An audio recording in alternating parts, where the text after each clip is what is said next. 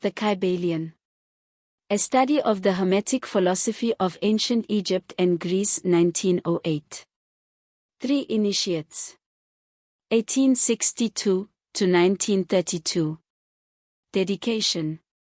To Hermes Trismegistus, known by the ancient Egyptians as the Great and Master of Masters, this little volume of Hermetic teachings is reverently dedicated. Epigraph. The lips of wisdom are closed, except to the ears of understanding. Introduction.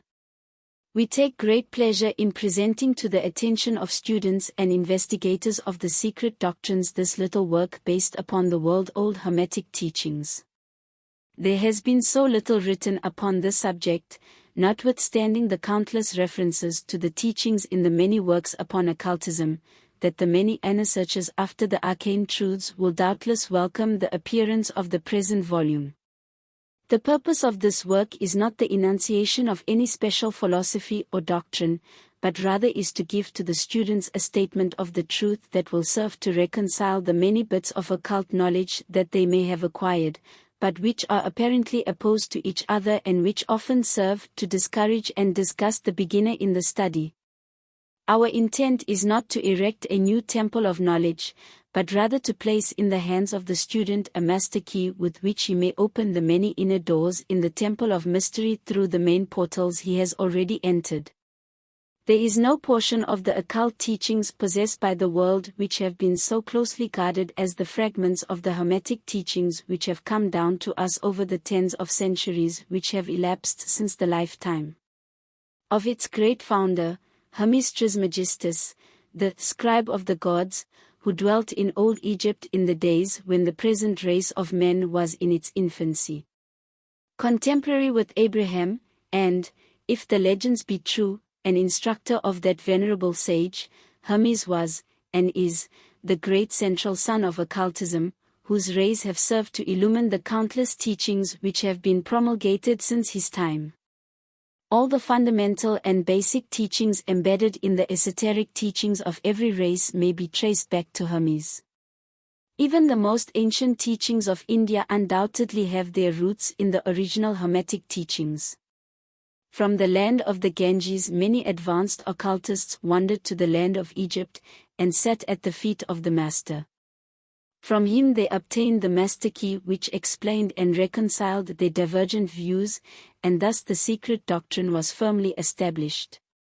From other lands also came the learned ones, all of whom regarded Hermes as the master of masters, and his influence was so great that in spite of the many wanderings from the path on the part of the centuries of teachers in these different lands, there may still be found a certain basic resemblance and correspondence which underlies the many and often quite divergent theories entertained and taught by the occultists of these different lands today. The student of comparative religions will be able to perceive the influence of the Hermetic teachings in every religion worthy of the name, now known to men, whether it be a dead religion or one in full vigor in our own times. There is always a certain correspondence in spite of the contradictory features, and the Hermetic teachings act as the great reconciler.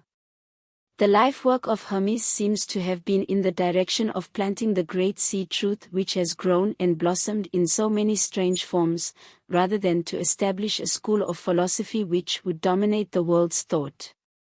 But, nevertheless, the original truths taught by him have been kept intact in their original purity by a few men in each age, who, refusing great numbers of half-developed students and followers, followed the Hermetic custom and reserved their truth for the few who were ready to comprehend and master it. From lip to ear the truth has been handed down among the few. There have always been a few initiates in each generation, in the various lands of the earth, who kept alive the sacred flame of the Hermetic teachings, and such have always been willing to use their lamps to relight the lesser lamps of the outside world, when the light of truth grew dim, and clouded by reason of neglect, and when the wicks became clogged with foreign matter. There were always a few to tend faithfully the altar of the truth, upon which was kept alight the perpetual lamp of wisdom. These men devoted their lives to the labor of love which the poet has so well stated in his lines. Oh, let not the flame die out. Cherished age after age in its dark cavern, in its holy temples cherished. Fed by pure ministers of love, let not the flame die out. These men have never sought popular approval, nor numbers of followers. They are indifferent to these things, for they know how few there are in each generation who are ready for the truth, or who would recognize it if it were presented to them. They reserve the strong meat for men, while others furnish the milk for babes. They reserve their pearls of wisdom for the few elect, who recognize their value and who wear them in their crowns, instead of casting them before the materialistic vulgar swine, who would trample them in the mud and mix them with their disgusting mental food. But still these men have never forgotten or overlooked the original teachings of Hermes, regarding the passing on of the words of truth to those ready to receive it, which teaching is stated in the Kybalion as follows. Where fall the footsteps of the Master, the ears of those ready for his teaching open wide. And again, when the ears of the student are ready to hear, then cometh the lips to fill them with wisdom. But their customary attitude has always been strictly in accordance with the other Hermetic aphorism, also in the Kybalion. The lips of wisdom are closed, except to the ears of understanding. There are those who have criticized this attitude of the Hermetists, and who have claimed that they did not manifest the proper spirit in their policy of seclusion and reticence. But a moment's glance back over the pages of history will show the wisdom of the masters, who knew the folly of attempting to teach to the world that which it was neither ready or willing to receive. The Hermetists have never sought to be martyrs, and have, instead, sat silently aside with a pitying smile on their closed lips, while the heathen raged noisily about them in their customary amusement of putting to death and torture the honest but misguided enthusiasts who imagined that they could force upon a race of barbarians the truth capable of being understood only by the elect who had advanced along the path. And the spirit of persecution has not as yet died out in the land. There are certain Hermetic teachings, which, if publicly promulgated, would bring down upon the teachers a great cry of scorn and revilement from the multitude, who would again raise the cry of "Crucify! Crucify!" In this little work we have endeavored to give you an idea of the fundamental teachings of the Kybalion, striving to give you the working principles, leaving you to apply them yourselves, rather than attempting to work out the teaching in detail. If you are a true student, you will be able to work out and apply these principles. If not, then you must develop yourself into one, for otherwise the Hermetic teachings will be as words to you. The Three Initiates. Chapter 1. The Hermetic Philosophy. The lips of wisdom are closed, except to the ears of understanding. The Kybalion. From old Egypt have come the fundamental esoteric and occult teachings which have so strongly influenced the philosophies of all races, nations and peoples, for several thousand years. Egypt, the home of the pyramids and the Sphinx, was the birthplace of the hidden wisdom and mystic teachings. From her secret doctrine all nations have borrowed. India, Persia, Chaldea, Media, China, Japan, Assyria, ancient Greece and Rome, and other ancient countries partook liberally at the feast of knowledge which the hierophants and masters of the land of Isis so freely provided for those who came prepared to partake of the great store of mystic and occult lore which the masterminds of that ancient land had gathered together. In ancient Egypt dwelt the great adepts and masters who have never been surpassed, and who seldom have been equaled, during the centuries that have taken their processional flight since the days of the great Hermes. In Egypt was located the great lodge of lodges of the mystics. At the doors of her temples entered the neophytes who afterward, as hierophants, adepts, and masters, traveled to the four corners of the earth, carrying with them the precious knowledge which they were ready, anxious, and willing to pass on to those who were ready to receive the same. All students of the occult recognize the debt that they owe to these venerable masters of that ancient land. But among these great masters of ancient Egypt there once dwelt one of whom masters hailed as the Master of Masters. This man, if man indeed he was, dwelt in Egypt in the earliest days. He was known as Hermes Trismegistus. He was the father of the occult wisdom, the founder of astrology, the discoverer of alchemy. The details of his life story are lost to history, owing to the lapse of the years, though several of the ancient countries disputed with each other in their claims to the honor of having furnished his birthplace, and this thousands of years ago. The date of his sojourn in Egypt, in that his last incarnation on this planet, is not now known, but it has been fixed at the early days of the oldest dynasties of Egypt, long before the days of Moses. The best authorities regard him as a contemporary of Abraham, and some of the Jewish traditions go so far as to claim that Abraham acquired a portion of his mystic knowledge from Hermes himself. As the years rolled by after his passing from this plane of life, tradition recording that he lived 300 years in the flesh, the Egyptians deified Hermes, and made him one of their gods, under the name of Thoth. Years after, the people of ancient Greece also made him one of their many gods, calling him Hermes, the god of wisdom. The Egyptians revered his memory for many centuries, yes, tens of centuries, calling him the scribe of the gods, and bestowing upon him, distinctively, his ancient title, Trismegistus, which means the thrice great, the great, the greatest great, etc. In all the ancient lands, the name of Hermes Trismegistus was revered, the name being synonymous with the fount of wisdom. Even to this day, we use the term hermetic in the sense of a secret, sealed so that nothing can escape, etc., and this by reason of the fact that the followers of Hermes always observed the principle of secrecy in their teachings. They did not believe in casting pearls before swine, but rather held to the teaching milk for babes, meat for strong men, both of which maxims are familiar to readers of the Christian scriptures, but both of which had been used by the Egyptians for centuries before the Christian era. And this policy of careful dissemination of the truth has always characterized the Hermetics, even unto the present day. The Hermetic teachings are to be found in all lands, among all religions, but never identified with any particular country, nor with any particular religious section. This because of the warning of the ancient teachers against allowing the secret doctrine to become crystallized into a creed. The wisdom of this caution is apparent to all students of history. The ancient occultism of India and Persia degenerated, and was largely lost, owing to the fact that the teachers became priests, and so mixed theology with the philosophy, the result being that the occultism of India and Persia has been gradually lost amidst the mass of religious superstition, cults, creeds and gods. So it was with ancient Greece and Rome.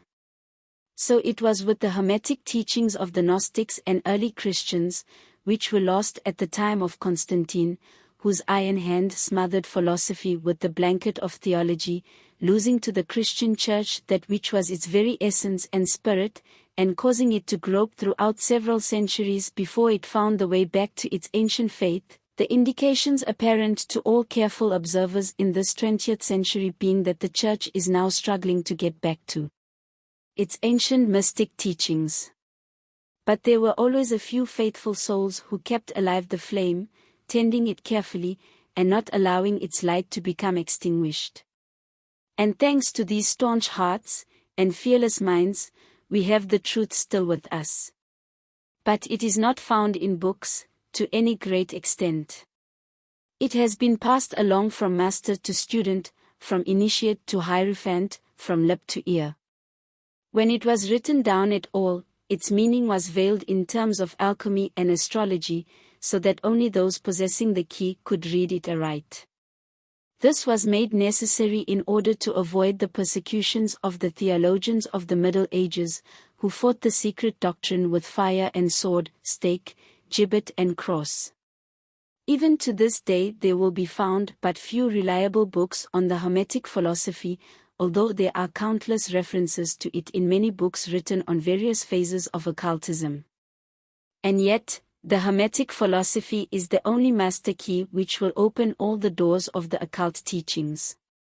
In the early days, there was a compilation of certain basic Hermetic doctrines, passed on from teacher to student, which was known as the Kybalion, the exact significance and meaning of the term having been lost for several centuries. This teaching, however, is known to many to whom it has descended, from mouth to ear, on and on throughout the centuries. Its precepts have never been written down, or printed, so far as we know. It was merely a collection of maxims, axioms, and precepts, which were non-understandable to outsiders, but which were readily understood by students, after the axioms, maxims, and precepts had been explained and exemplified by the Hermetic initiates to their neophytes.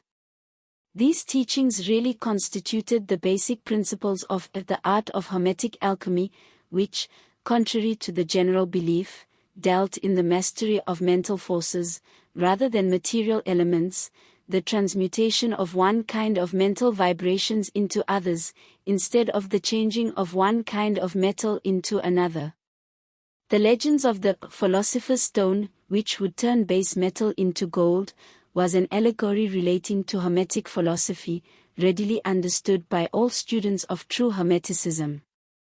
In this little book, of which this is the first lesson, we invite our students to examine into the Hermetic teachings, as set forth in the Kybalion, and as explained by ourselves, humble students of the teachings, who, while bearing the title of initiates, are still students at the feet of Hermes, the Master.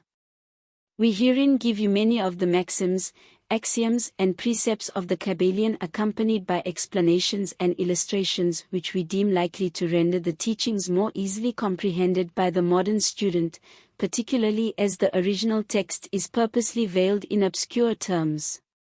The original maxims, axioms, and precepts of the Kybalion are printed herein, in quotation marks, the proper credit being given. Our own work is printed in the regular way, in the body of the work. We trust that the many students to whom we now offer this little work will derive as much benefit from the study of its pages as have the many who have gone on before, treading the same path to mastery throughout the centuries that have passed since the times of Hermes Trismegistus, the Master of Masters, the Great. In the words of the Kybalion, "Wherefore the footsteps of the Master, the ears of those ready for his teaching open wide." The Kybalion. When the ears of the student are ready to hear, then cometh the lips to fill them with wisdom. The Kybalion. So that according to the teachings, the passage of this book to those ready for the instruction will attract the attention of such as are prepared to receive the teaching. And, likewise, when the pupil is ready to receive the truth, then will this little book come to him, or her. Such is the law. The Hermetic principle of cause and effect, in its aspect of the law of attraction, will bring lips and ear together, pupil and book in company. So mote it be. Chapter 2. The Seven Hermetic Principles. The principles of truth are seven. He who knows these, understandingly, possesses the magic key before whose touch all the doors of the temple fly open. The Kybalion. The seven Hermetic principles, upon which the entire Hermetic philosophy is based, are as follows. 1. The principle of mentalism. 2. The principle of correspondence. 3. The principle of vibration. 4. The principle of polarity. 5. The principle of rhythm. 6. The principle of cause and effect. 7. The principle of gender. These seven principles will be discussed and explained as we proceed with these lessons. A short explanation of each, however, may as well be given at this point. 1. The principle of mentalism. The all is mind, the universe is mental. The Kybalion. This principle embodies the truth that all is mind. It explains that the all, which is the substantial reality underlying all the outward manifestations and appearances which we know under the terms of the material universe, the phenomena of life, matter, energy, and, in short, all that is apparent to our material senses, is spirit, which in itself is unknowable and undefinable, but which may be considered and thought of as an universal, infinite, living mind. It also explains that all the phenomenal world or universe is simply a mental creation of the all, subject to the laws of created things, and that the universe, as a whole, and in its parts or units, has its existence in the mind of the all, in which mind we live and move and have our being.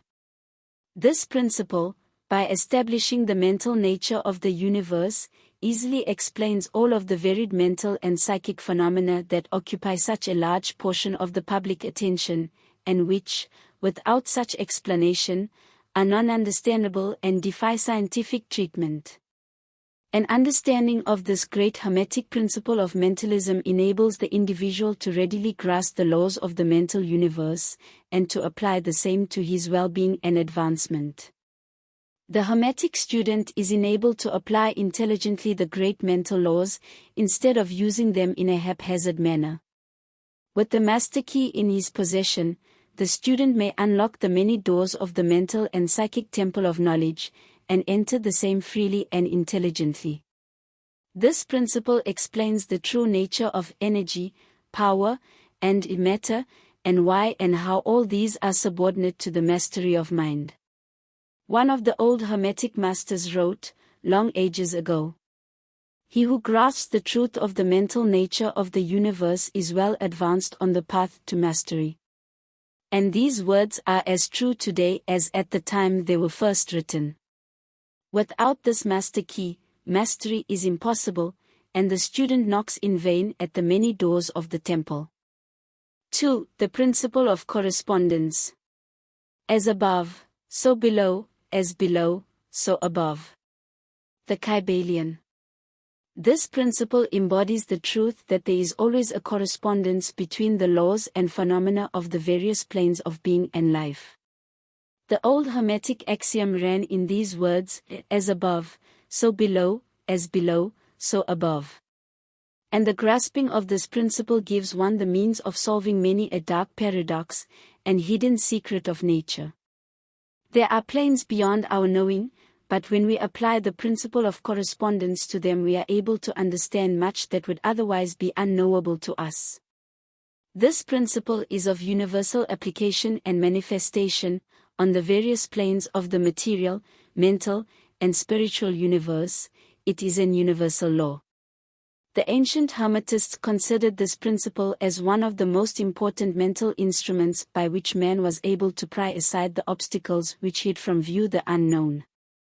Its use even tore aside the veil of Isis to the extent that a glimpse of the face of the goddess might be caught.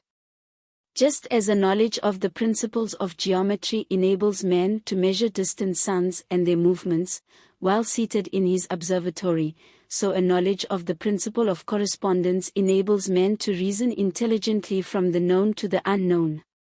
Studying the monad, he understands the archangel.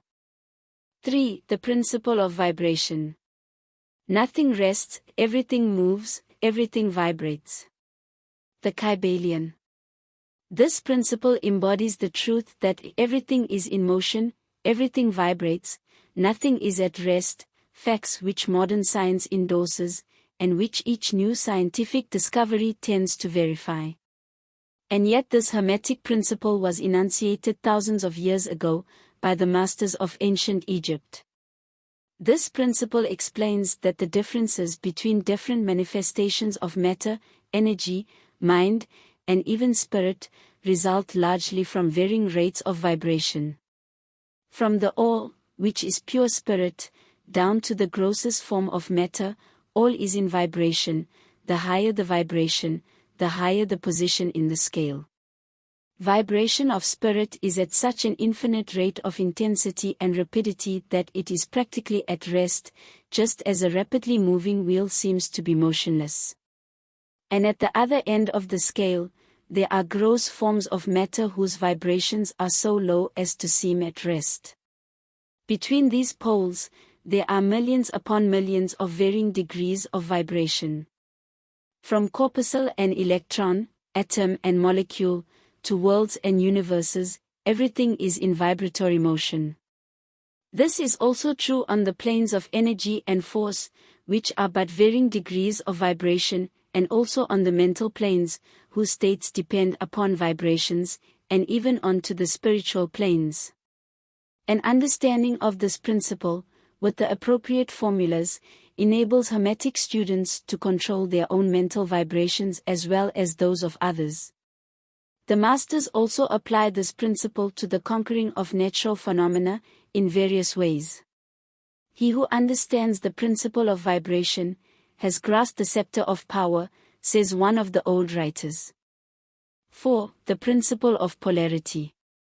Everything is dual, everything has poles, everything has its pair of opposites, like and unlike are the same, opposites are identical in nature, but different in degree, extremes meet, all truths are but half-truths, all paradoxes may be reconciled. The Kybalion. This principle embodies the truth that everything is dual, everything has two poles, everything has its pair of opposites, all of which were old Hermetic axioms. It explains the old paradoxes that have perplexed so many, which have been stated as follows. Thesis and antithesis are identical in nature, but different in degree, opposites are the same, differing only in degree, the pairs of opposites may be reconciled, extremes meet, everything is and isn't, at the same time, all truths are but half-truths, every truth is half-false, there are two sides to everything, etc., etc., etc.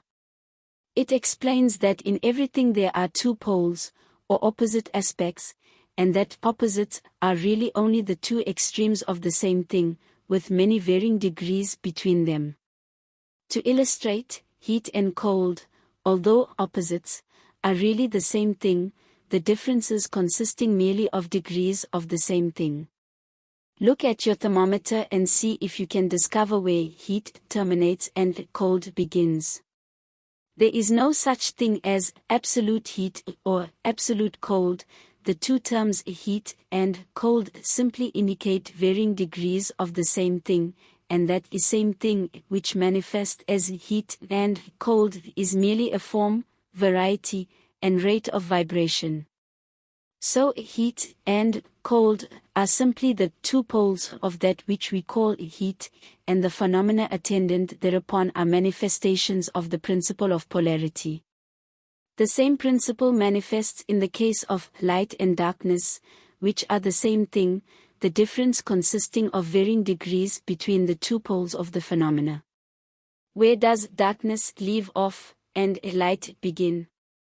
What is the difference between a large and small? Between hard and soft? Between black and white? Between sharp and dull? Between noise and quiet? Between high and low? Between positive and negative? The principle of polarity explains these paradoxes, and no other principle can supersede it. The same principle operates on the mental plane. Let us take a radical and extreme example, that of love and hate, two mental states apparently totally different. And yet there are degrees of hate and degrees of love, and a middle point in which we use the terms like or dislike, which shade into each other so gradually that sometimes we are at a loss to know whether we like or dislike or neither. And all are simply degrees of the same thing, as you will see if you will but think a moment. And, more than this, and considered of more importance by the Hermetists, it is possible to change the vibrations of hate to the vibrations of love, in one's own mind, and in the minds of others. Many of you, who read these lines, have had personal experiences of the involuntary rapid transition from love to hate, and the reverse, in your own case and that of others. And you will therefore realize the possibility of this being accomplished by the use of the will, by means of the Hermetic formulas. Good and evil are but the poles of the same thing, and the Hermetist understands the art of transmuting evil into good, by means of an application of the principle of polarity. In short, the art of polarization becomes a phase of mental alchemy known and practiced by the ancient and modern Hermetic masters. An understanding of the principle will enable one to change his own polarity, as well as that of others, if he will devote the time and study necessary to master the art. 5. The principle of rhythm. Everything flows, out and in, everything has its tides, all things rise and fall, the pendulum swing manifests in everything, the measure of the swing to the right is the measure of the swing to the left, rhythm compensates. The Kybalion. This principle embodies the truth that in everything there is manifested a measured motion, to and fro, a flow and inflow, a swing backward and forward, a pendulum-like movement, a tide-like ebb and flow, a high tide and low tide, between the two poles which exist in accordance with the principle of polarity described a moment ago. There is always an action and a reaction, an advance and a retreat, a rising and a sinking. This is in the affairs of the universe, suns, worlds, men, animals, mind, energy, and matter. This law is manifest in the creation and destruction of worlds, in the rise and fall of nations, in the life of all things, and finally in the mental states of man, and it is with this latter that the Hermetists find the understanding of the principle most important. The Hermetists have grasped this principle, finding its universal application, and have also discovered certain means to overcome its effects in themselves by the use of the appropriate formulas and methods. They apply the mental law of neutralization.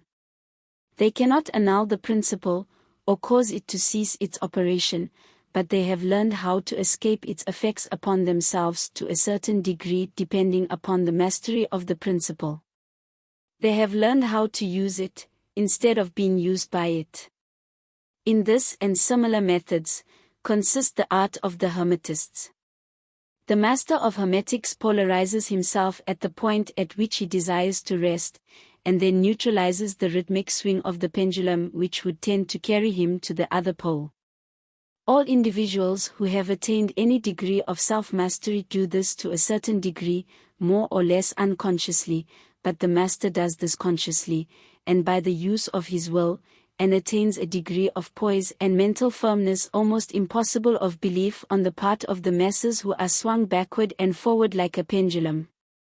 This principle and that of polarity have been closely studied by the Hermetists, and the methods of counteracting, neutralizing, and using them form an important part of the Hermetic mental alchemy. 6. The principle of cause and effect. Every cause has its effect, every effect has its cause, everything happens according to law. Chance is but a name for law not recognized. There are many planes of causation, but nothing escapes the law. The Kybalion. This principle embodies the fact that there is a cause for every effect, an effect from every cause. It explains that everything happens according to law, that nothing ever merely happens, that there is no such thing as chance, that while there are various planes of cause and effect, the higher dominating the lower planes, still nothing ever entirely escapes the law. The Hermetists understand the art and methods of rising above the ordinary plane of cause and effect, to a certain degree, and by mentally rising to a higher plane they become causes instead of effects. The masses of people are carried along, obedient to environment, the wills and desires of others stronger than themselves, heredity, suggestion, and other outward causes moving them about like pawns on the chessboard of life. But the masters, rising to the plane above, dominate their moods, characters, qualities, and powers, as well as the environment surrounding them, and become movers instead of pawns. They help to play the game of life, instead of being played and moved about by other worlds and environment. They use the principle instead of being its tools. The masters obey the causation of the higher planes, but they help to rule on their own plane. In this statement there is condensed a wealth of Hermetic knowledge, let him read who can. 7. The principle of gender. Gender is in everything, everything has its masculine and feminine principles, gender manifests on all planes. The Kybalion. This principle embodies the truth that there is gender manifested in everything, the masculine and feminine principles ever at work. This is true not only of the physical plane, but of the mental and even the spiritual planes. On the physical plane, the principle manifests as sex, on the higher planes it takes higher forms, but the principle is ever the same. No creation, physical, mental or spiritual, is possible without this principle. An understanding of its laws will throw light on many a subject that has perplexed the minds of men. The principle of gender works ever in the direction of generation, regeneration, and creation.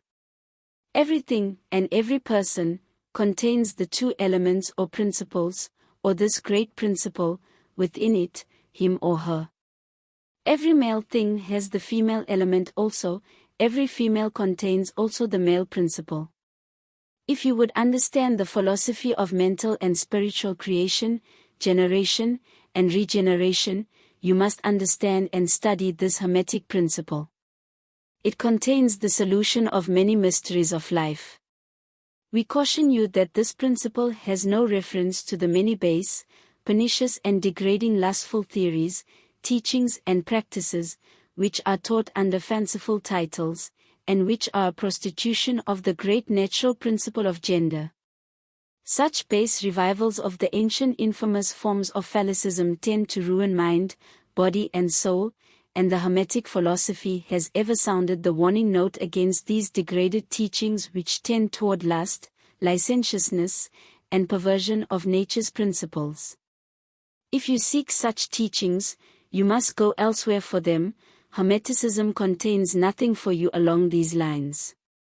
To the pure, all things are pure, to the base, all things are base. Chapter 3. Mental Transmutation. Mind, as well as metals and elements, may be transmuted, from state to state, degree to degree, condition to condition, pole to pole, vibration to vibration. True Hermetic transmutation is a mental art. The Kybalion. As we have stated, the Hermetists were the original alchemists, astrologers, and psychologists, Hermes having been the founder of these schools of thought. From astrology has grown modern astronomy, from alchemy has grown modern chemistry, from the mystic psychology has grown the modern psychology of the schools. But it must not be supposed that the ancients were ignorant of that which the modern schools suppose to be their exclusive and special property. The records engraved on the stones of ancient Egypt show conclusively that the ancients had a full comprehensive knowledge of astronomy, the very building of the pyramids showing the connection between their design and the study of astronomical science. Nor were they ignorant of chemistry, for the fragments of the ancient writings show that they were acquainted with the chemical properties of things.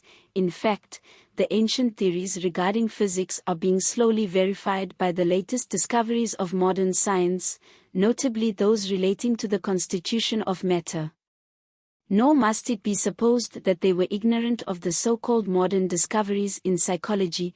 On the contrary, the Egyptians were especially skilled in the science of psychology, particularly in the branches that the modern schools ignore, but which, nevertheless, are being uncovered under the name of psychic science, which is perplexing the psychologists of today, and making them reluctantly admit that there may be something in it after all.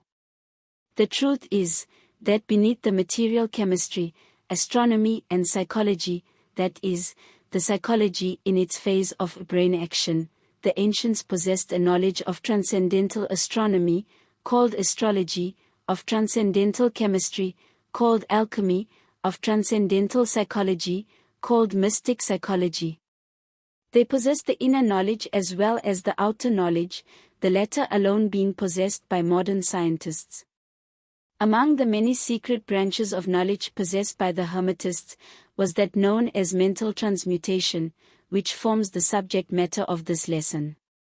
Transmutation is a term usually employed to designate the ancient art of the transmutation of metals, particularly of the base metals, into gold.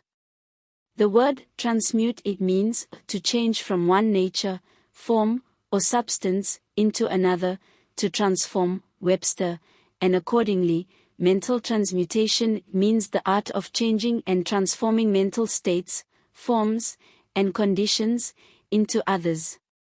So you may see that mental transmutation is the art of mental chemistry, if you like the term, a form of practical mystic psychology.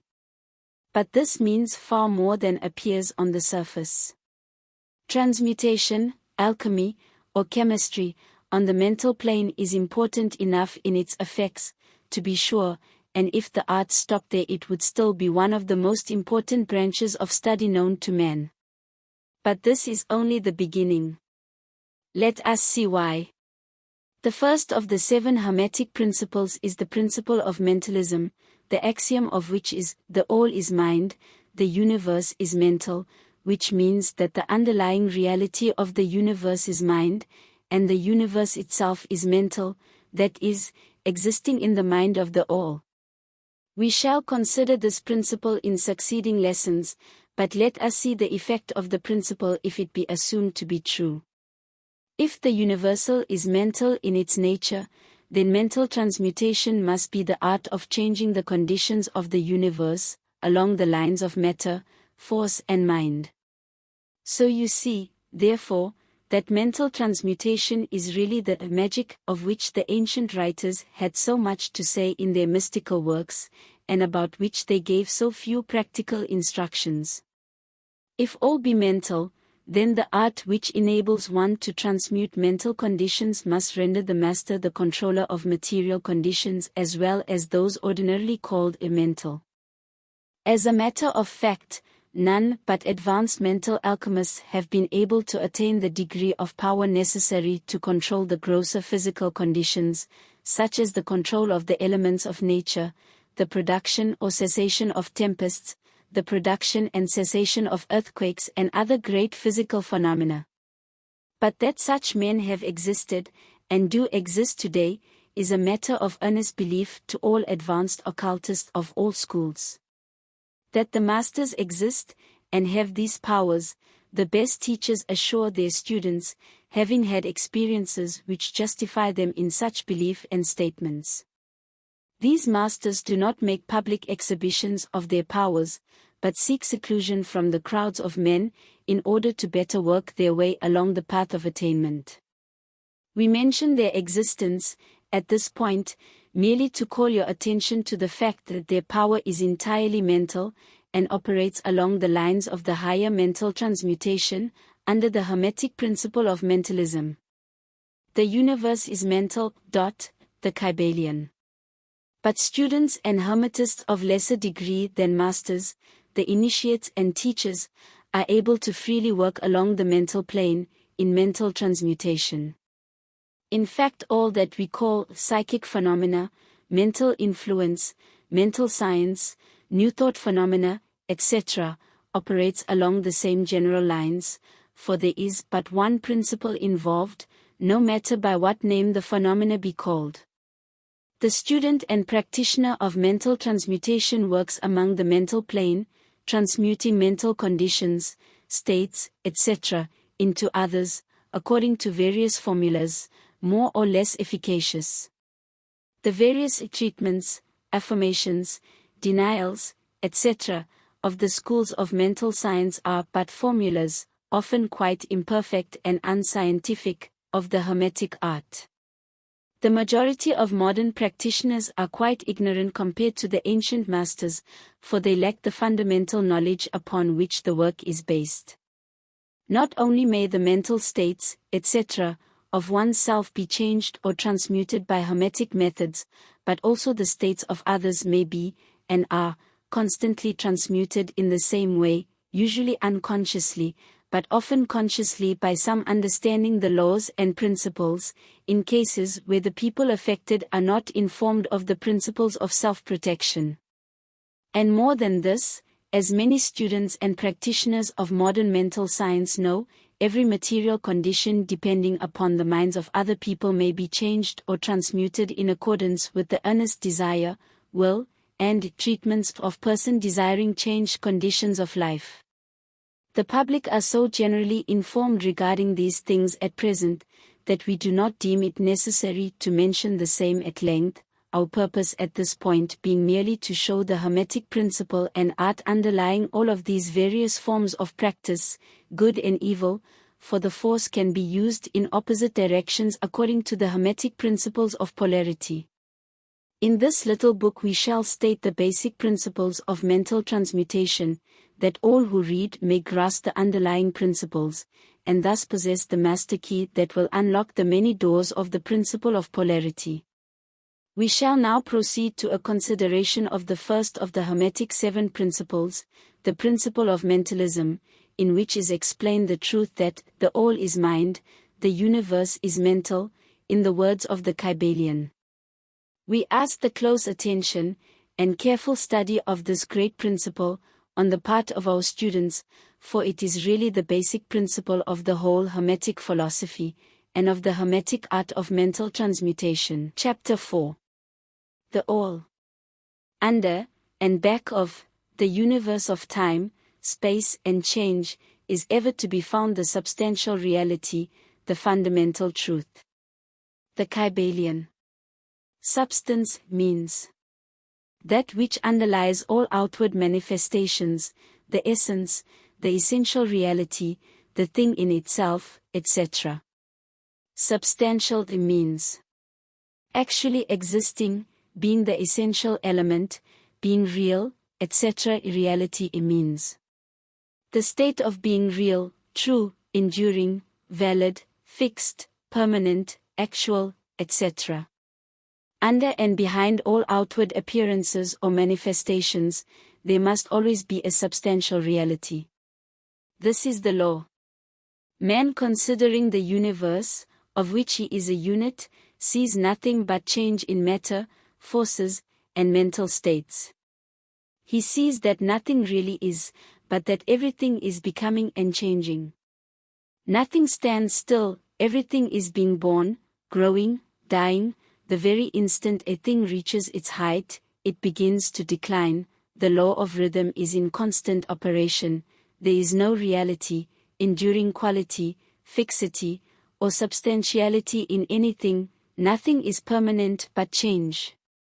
He sees all things evolving from other things, and resolving into other things, a constant action and reaction, inflow and outflow, building up and tearing down, creation and destruction, birth, growth and death. Nothing endures but change. And if he be a thinking man, he realizes that all of these changing things must be but outward appearances or manifestations of some underlying power, some substantial reality. All thinkers, in all lands and in all times, have assumed the necessity for postulating the existence of this substantial reality. All philosophies worthy of the name have been based upon this thought. Men have given to this substantial reality many names. Some have called it by the term of deity, under many titles, others have called it the infinite and eternal energy, others have tried to call it matter, but all have acknowledged its existence. It is self-evident, it needs no argument. In these lessons we have followed the example of some of the world's greatest thinkers, both ancient and modern, the Hermetic masters, and have called this underlying power, this substantial reality, by the Hermetic name of the All, which term we consider the most comprehensive of the many terms applied by man to that which transcends names and terms. We accept and teach the view of the great Hermetic thinkers of all times, as well as of those illumined souls who have reached higher planes of being, both of whom assert that the inner nature of the All is unknowable. This must be so, for naught by the All itself can comprehend its own nature and being. The Hermetists believe and teach that the All, in itself, is and must ever be unknowable. They regard all the theories, guesses and speculations of the theologians and metaphysicians regarding the inner nature of the all, as but the childish efforts of mortal minds to grasp the secret of the infinite. Such efforts have always failed and will always fail, from the very nature of the task. One pursuing such inquiries travels around and around in the labyrinth of thought, until he is lost to all sane reasoning, action or conduct, and is utterly unfitted for the work of life.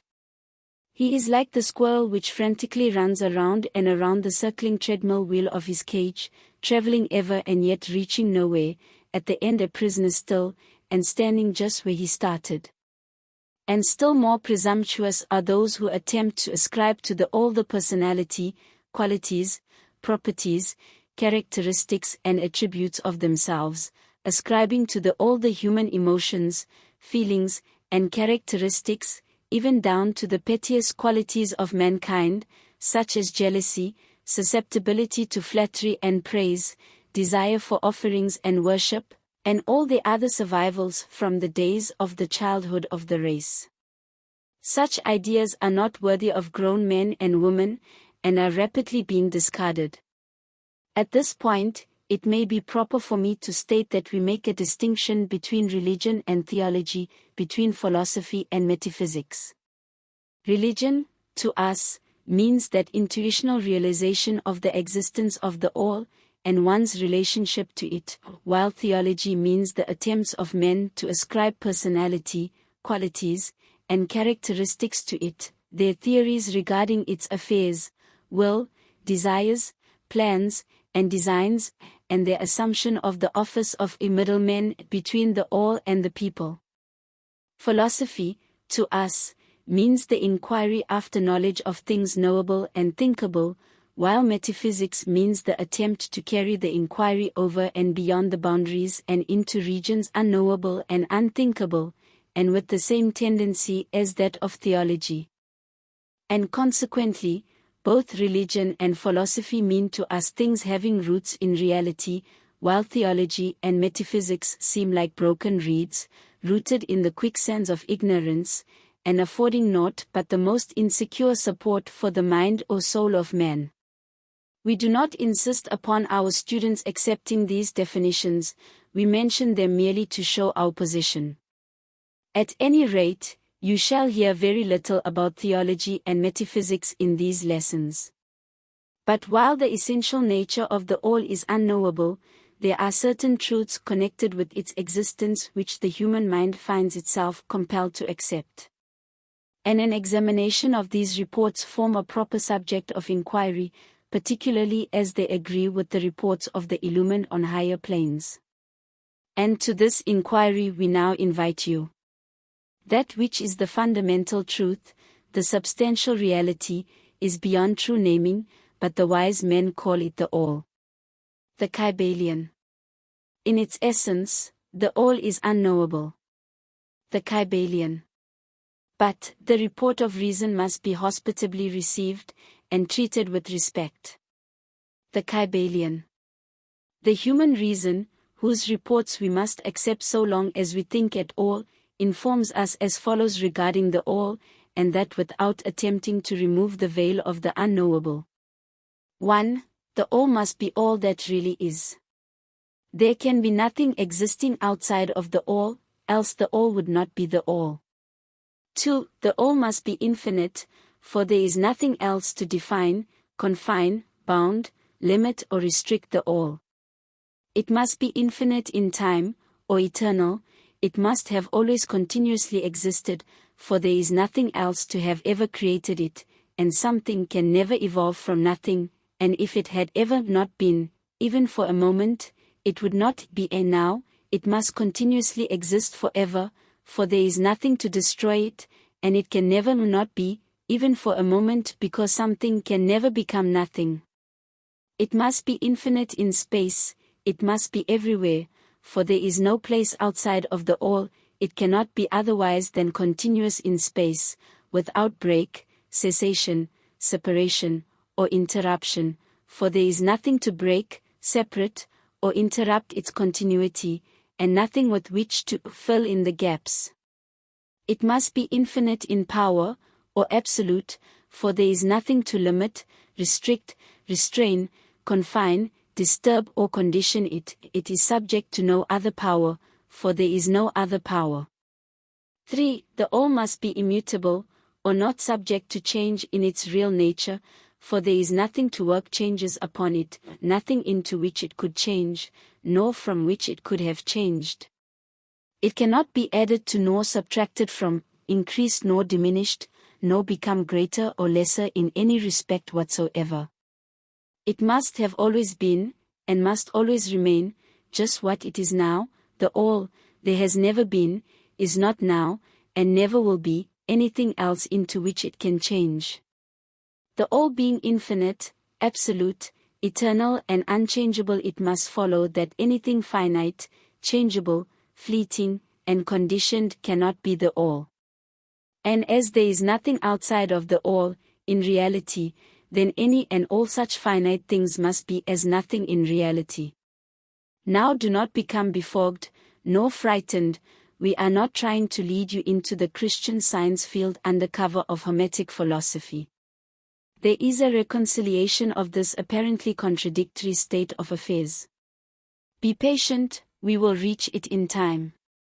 We see around us that which is called a matter, which forms the physical foundation for all forms. Is the all merely matter? Not at all. Matter cannot manifest life or mind, and as life and mind are manifested in the universe, the all cannot be matter, for nothing rises higher than its own source, nothing is ever manifested in an effect that is not in the cause, nothing is evolved as a consequent that is not involved as an antecedent. And then modern science informs us that there is really no such thing as matter, that what we call matter is merely interrupted energy or force, that is, energy or force at a low rate of vibration. As a recent writer has said, matter has melted into mystery. Even material science has abandoned the theory of matter, and now rests on the basis of energy. Then is the all mere energy or force? Not energy or force as the materialists use the terms, for their energy and force are blind, mechanical things, devoid of life or mind. Life and mind can never evolve from blind energy or force, for the reason given a moment ago. Nothing can rise higher than its source, nothing is evolved unless it is involved, nothing manifests in the effect, unless it is in the cause. And so the all cannot be mere energy or force, for, if it were, then there would be no such things as life and mind in existence, and we know better than that, for we are alive and using mind to consider this very question, and so are those who claim that energy or force is everything. What is there then higher than matter or energy that we know to be existent in the universe? Life and mind. Life and mind in all their varying degrees of unfoldment. Then, you ask, do you mean to tell us that the all is life and mind? Yes. And no, is our answer. If you mean life and mind as we poor petty mortals know them, we say no. The all is not that. But what kind of life and mind do you mean, you ask?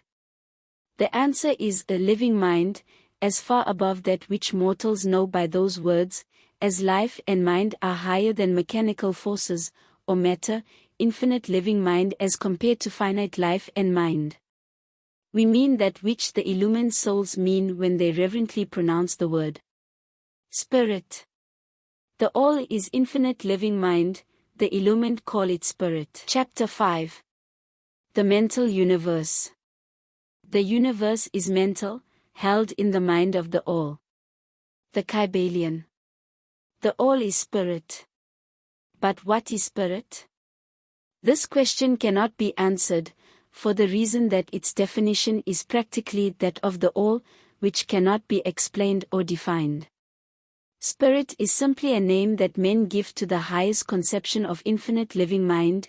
It means the real essence, it means living mind, as much superior to life and mind as we know them, as the latter are superior to mechanical energy and matter. Spirit transcends our understanding, and we use the term merely that we may think or speak of the all. For the purposes of thought and understanding, we are justified in thinking of spirit as infinite living mind, at the same time acknowledging that we cannot fully understand it. We must either do this or stop thinking of the matter at all. Let us now proceed to a consideration of the nature of the universe, as a whole and in its parts. What is the universe? We have seen that there can be nothing outside of the all. Then is the universe the all?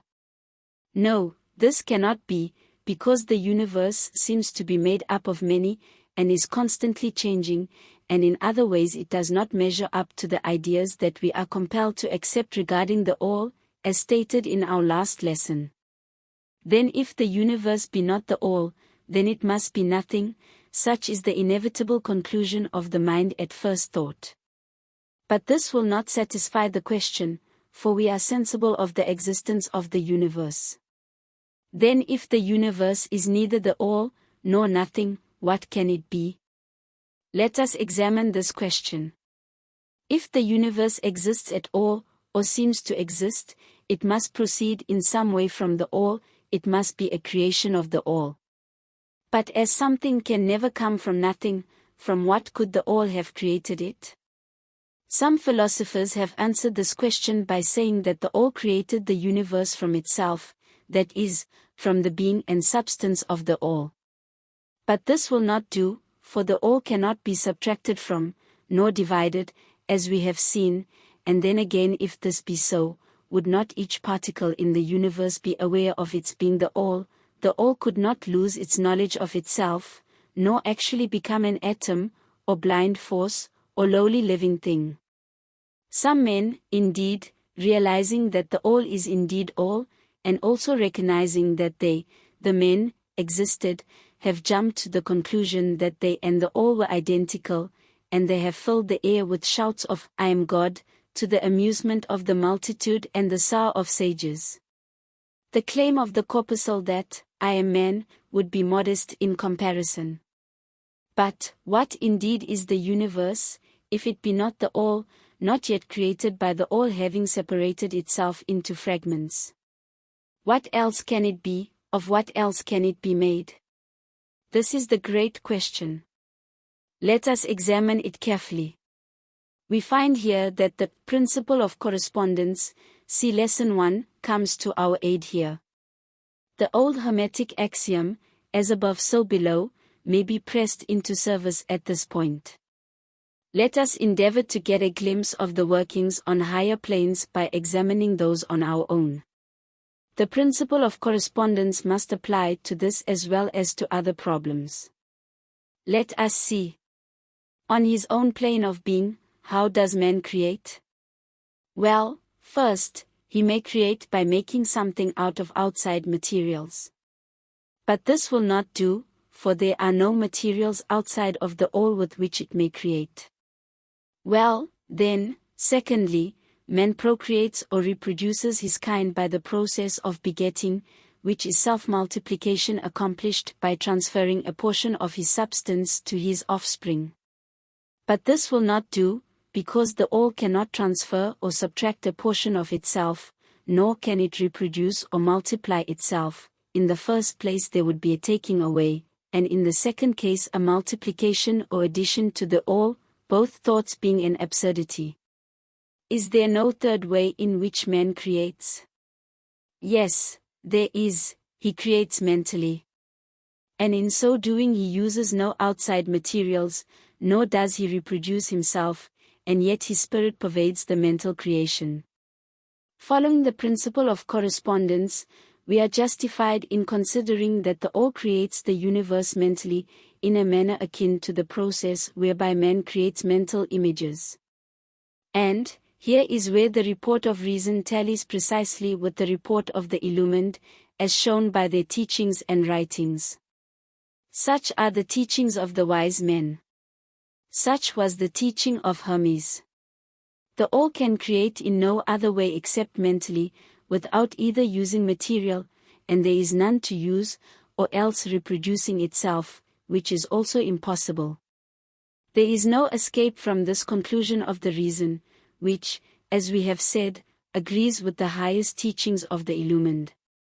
Just as you, student, may create a universe of your own in your mentality, so does the all create universes in its own mentality.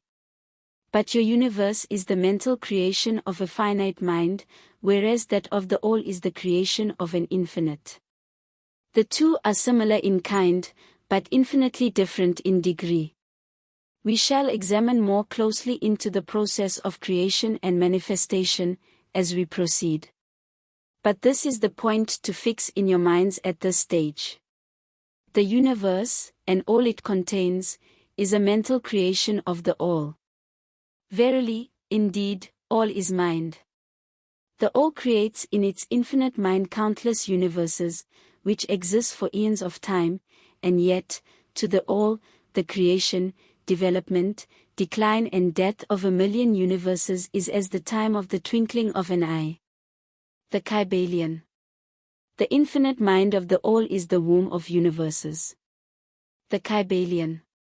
The principle of gender, see Lesson 1, and other lessons to follow, is manifested on all planes of life, material, mental and spiritual. But, as we have said before, gender does not mean sex. Sex is merely a material manifestation of gender. Gender means relating to generation or creation. And wherever anything is generated or created, on any plane, the principle of gender must be manifested. And this is true even in the creation of universes. Now do not jump to the conclusion that we are teaching that there is a male and female God, or creator.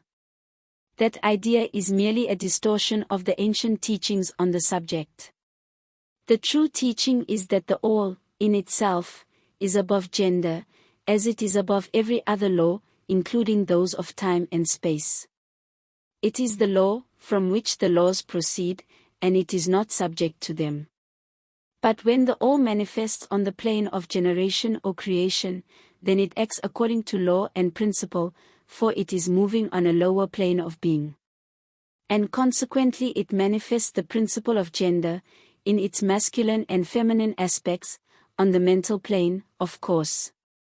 This idea may seem startling to some of you who hear it for the first time, but you have all really passively accepted it in your everyday conceptions. You speak of the fatherhood of God, and the motherhood of nature, of God, the divine Father, and nature the universal mother, and have thus instinctively acknowledged the principle of gender in the universe. Is this not so? But, the Hermetic teaching does not imply a real duality, the all is one, the two aspects are merely aspects of manifestation. The teaching is that the masculine principle manifested by the all stands, in a way, apart from the actual mental creation of the universe. It projects its will toward the feminine principle, which may be called nature, whereupon the latter begins the actual work of the evolution of the universe, from simple centers of activity, on to man, and then on and on still higher, all according to well-established and firmly enforced laws of nature. If you prefer the old figures of thought, you may think of the masculine principle as God, the Father, and of the feminine principle as nature, the universal mother, from whose womb all things have been born. This is more than a mere poetic figure of speech, it is an idea of the actual process of the creation of the universe. But always remember, that the all is but one, and that in its infinite mind the universe is generated, created and exists. It may help you to get the proper idea, if you will apply the law of correspondence to yourself, and your own mind. You know that the part of you which you call I, in a sense, stands apart and witnesses the creation of mental images in your own mind. The part of your mind in which the mental generation is accomplished may be called the me, in distinction from the I, which stands apart and witnesses and examines the thoughts, ideas and images of the me. As above, so below, remember, and the phenomena of one plane may be employed to solve the riddles of higher or lower planes.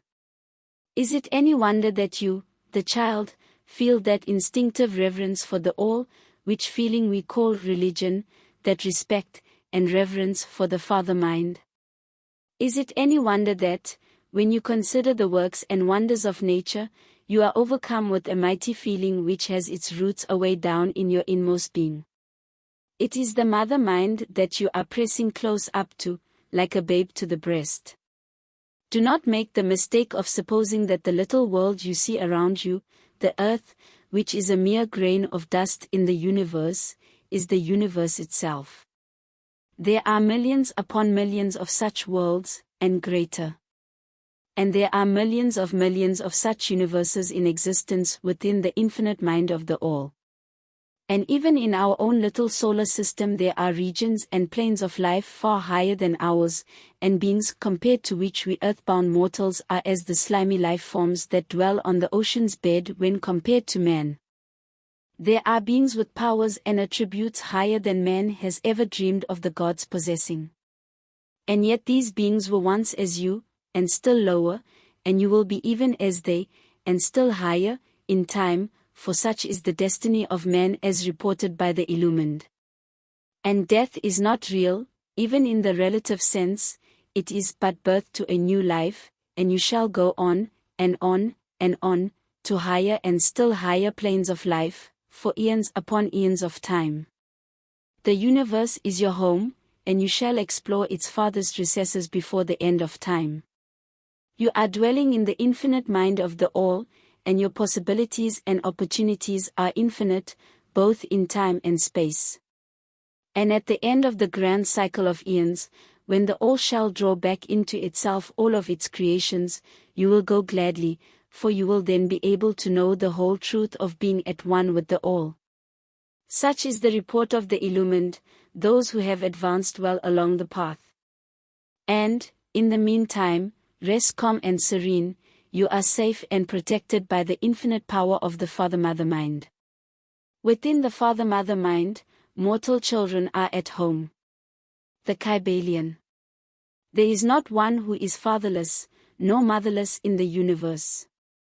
The Kybalion. Chapter 6. The Divine Paradox. The half-wise, recognizing the comparative unreality of the universe, imagine that they may defy its laws, such are vain and presumptuous fools, and they are broken against the rocks and torn asunder by the elements by reason of their folly. The truly wise, knowing the nature of the universe, use law against laws, the higher against the lower, and by the art of alchemy transmute that which is undesirable into that which is worthy, and thus triumph. Mastery consists not in abnormal dreams, visions and fantastic imaginings or living, but in using the higher forces against the lower, escaping the pains of the lower planes by vibrating on the higher. Transmutation, not presumptuous denial, is the weapon of the master. The Kybalion.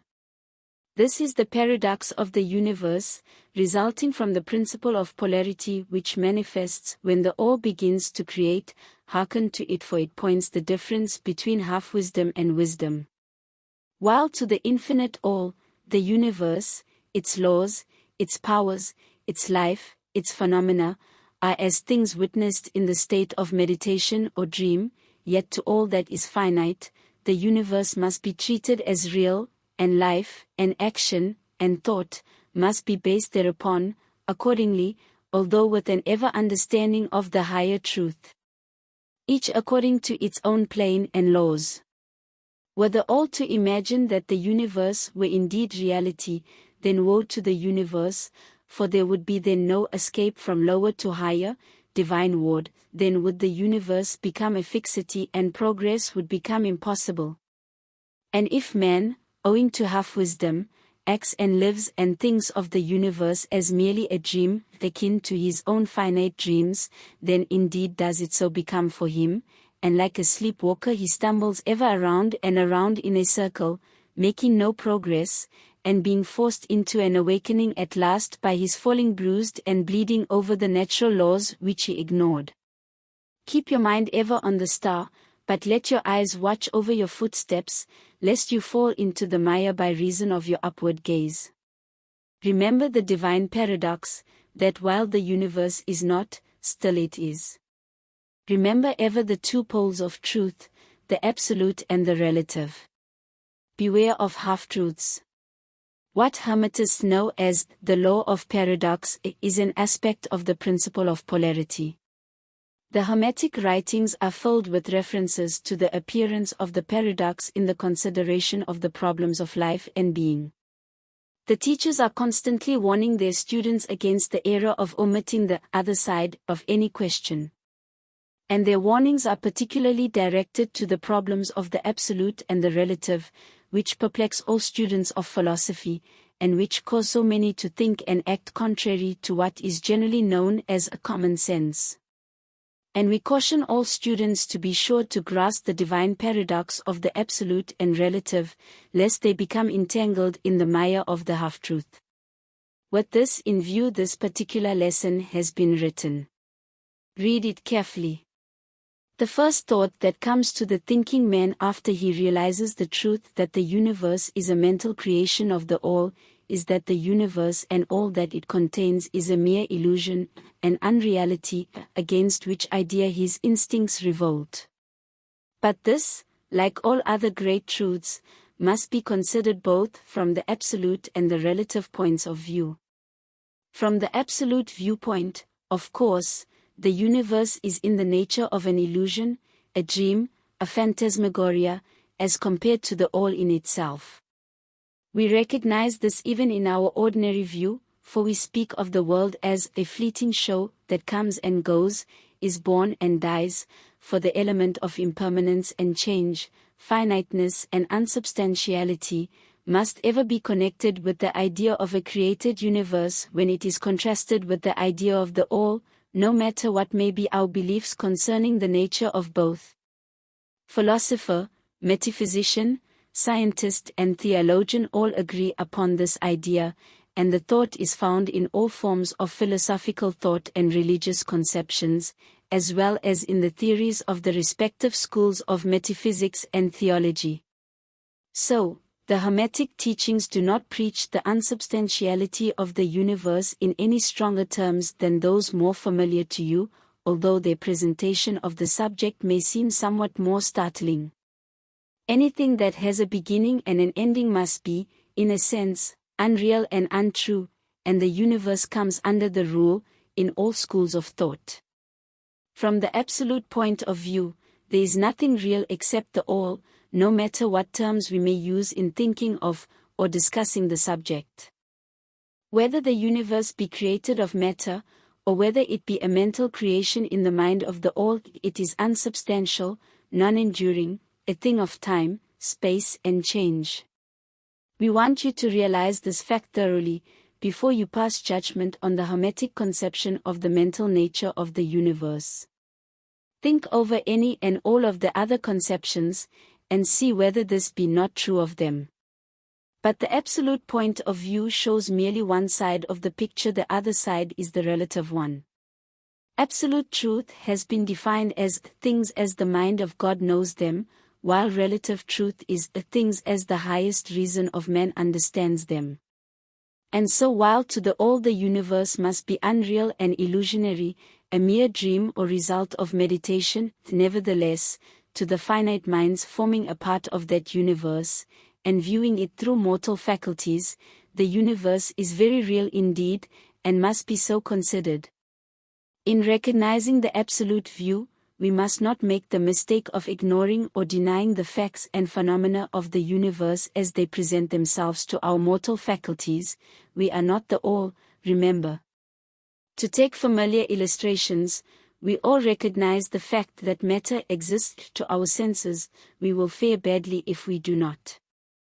And yet, even our finite minds understand the scientific dictum that there is no such thing as matter from a scientific point of view. That which we call matter is held to be merely an aggregation of atoms, which atoms themselves are merely a grouping of units of force, called electrons or ions, vibrating and in constant circular motion. We kick a stone and we feel the impact, it seems to be real, notwithstanding that we know it to be merely what we have stated above. But remember that our foot, which feels the impact by means of our brains, is likewise matter, so constituted of electrons, and for that matter so are our brains. And, at the best, if it were not by reason of our mind, we would not know the foot or stone at all. Then again, the ideal of the artist or sculptor, which he is endeavoring to reproduce in stone or on canvas, seems very real to him. So do the characters in the mind of the author, or dramatist, which he seeks to express so that others may recognize them. And if this be true in the case of our finite minds, what must be the degree of reality in the mental images created in the mind of the infinite? Oh, friends, to mortals this universe of mentality is very real indeed. It is the only one we can ever know, though we rise from plane to plane, higher and higher in it. To know it otherwise, by actual experience, we must be the all itself. It is true that the higher we rise in the scale, the nearer to the mind of the Father we reach, the more apparent becomes the illusory nature of finite things, but not until the all finally withdraws us into itself does the vision actually vanish. So, we need not dwell upon the feature of illusion. Rather let us, recognizing the real nature of the universe, seek to understand its mental laws, and endeavor to use them to the best effect in our upward progress through life, as we travel from plane to plane of being. The laws of the universe are none the less iron laws because of the mental nature. All, except the all, are bound by them. What is in the infinite mind of the all is real in a degree second only to that reality itself which is vested in the nature of the all. So, do not feel insecure or afraid. We are all held firmly in the infinite mind of the all, and there is naught to hurt us or for us to fear. There is no power outside of the all to affect us. So we may rest calm and secure. There is a world of comfort and security in this realization when once attained. Then, calm and peaceful do we sleep, rocked in the cradle of the deep, resting safely on the bosom of the ocean of infinite mind, which is the all. In the all, indeed, do we live and move and have our being. Matter is none the less matter to us, while we dwell on the plane of matter, although we know it to be merely an aggregation of electrons, or particles of force, vibrating rapidly and gyrating around each other in the formations of atoms, the atoms in turn vibrating and gyrating, forming molecules, which latter in turn form larger masses of matter. Nor does matter become less matter, when we follow the inquiry still further, and learn from the Hermetic teachings, that the force of which the electrons are but units is merely a manifestation of the mind of the all, and like all else in the universe is purely mental in its nature. While on the plane of matter, we must recognize its phenomena. We may control matter, as all masters of higher or lesser degree do, but we do so by applying the higher forces. We commit a folly when we attempt to deny the existence of matter in the relative aspect. We may deny its mastery over us, and rightly so, but we should not attempt to ignore it in its relative aspect, at least so long as we dwell upon its plane. Nor do the laws of nature become less constant or effective, when we know them, likewise, to be merely mental creations. They are in full effect on the various planes. We overcome the lower laws, by applying still higher ones, and in this way only. But we cannot escape law or rise above it entirely. Nothing but the all can escape law, and that because the all is law itself, from which all laws emerge. The most advanced masters may acquire the powers usually attributed to the gods of men, and there are countless ranks of being, in the great hierarchy of life, whose being and power transcends even that of the highest masters among men to a degree unthinkable by mortals, but even the highest master, and the highest being, must bow to the law, and be as nothing in the eye of the all. So that if even these highest beings, whose powers exceed even those attributed by men to their gods, if even these are bound by and are subservient to law, then imagine the presumption of mortal man, of our race and grade, when he dares to consider the laws of nature as unreal, visionary and illusory, because he happens to be able to grasp the truth that the laws are mental in nature, and simply mental creations of the All. Those laws which the All intends to be governing laws are not to be defied or argued away.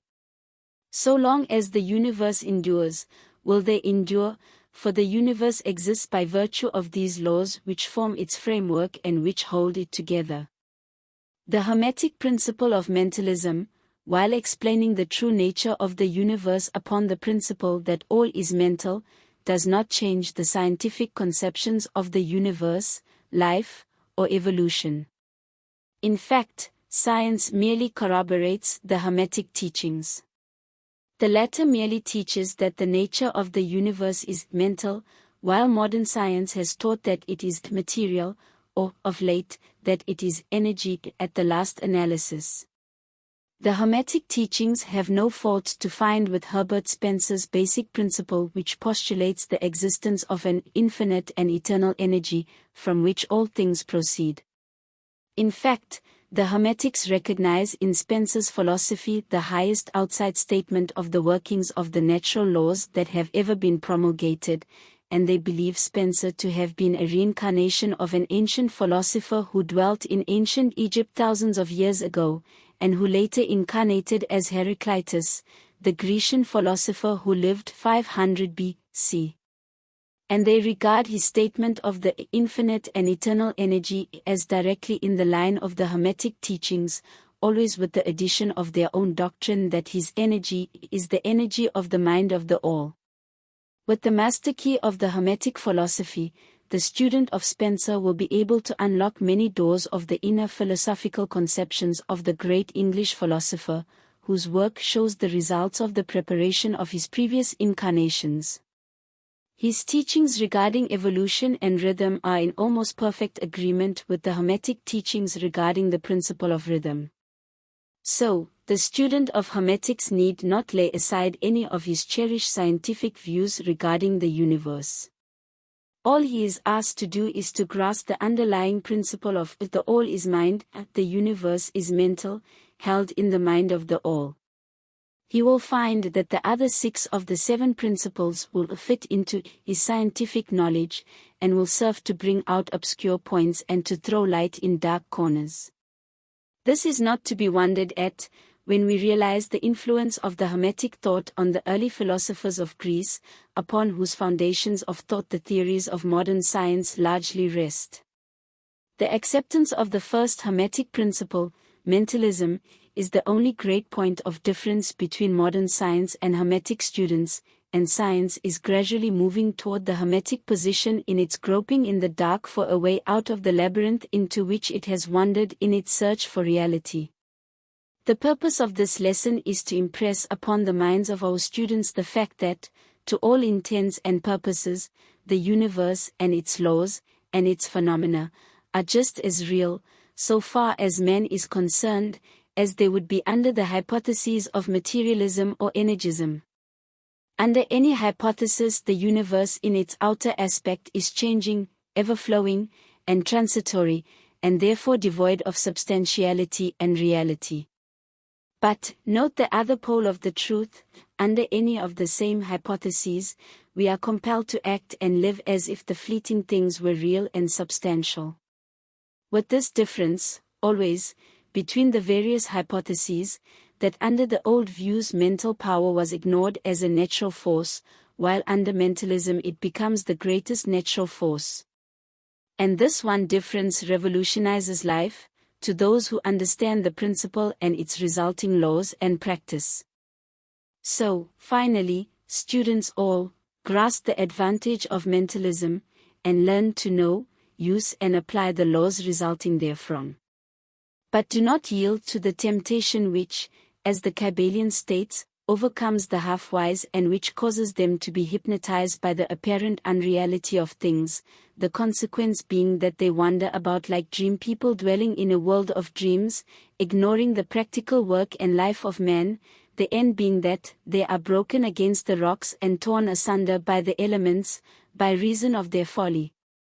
Rather follow the example of the wise, which the same authority states, use law against laws, the higher against the lower, and by the art of alchemy transmute that which is undesirable into that which is worthy, and thus triumph. Following the authority, let us avoid the half-wisdom, which is folly, which ignores the truth that mastery consists not in abnormal dreams, visions, and fantastic imaginings or living, but in using the higher forces against the lower, escaping the pains of the lower planes by vibrating on the higher. Remember always, student, that transmutation, not presumptuous denial, is the weapon of the master. The above quotations are from the Kybalion, and are worthy of being committed to memory by the student.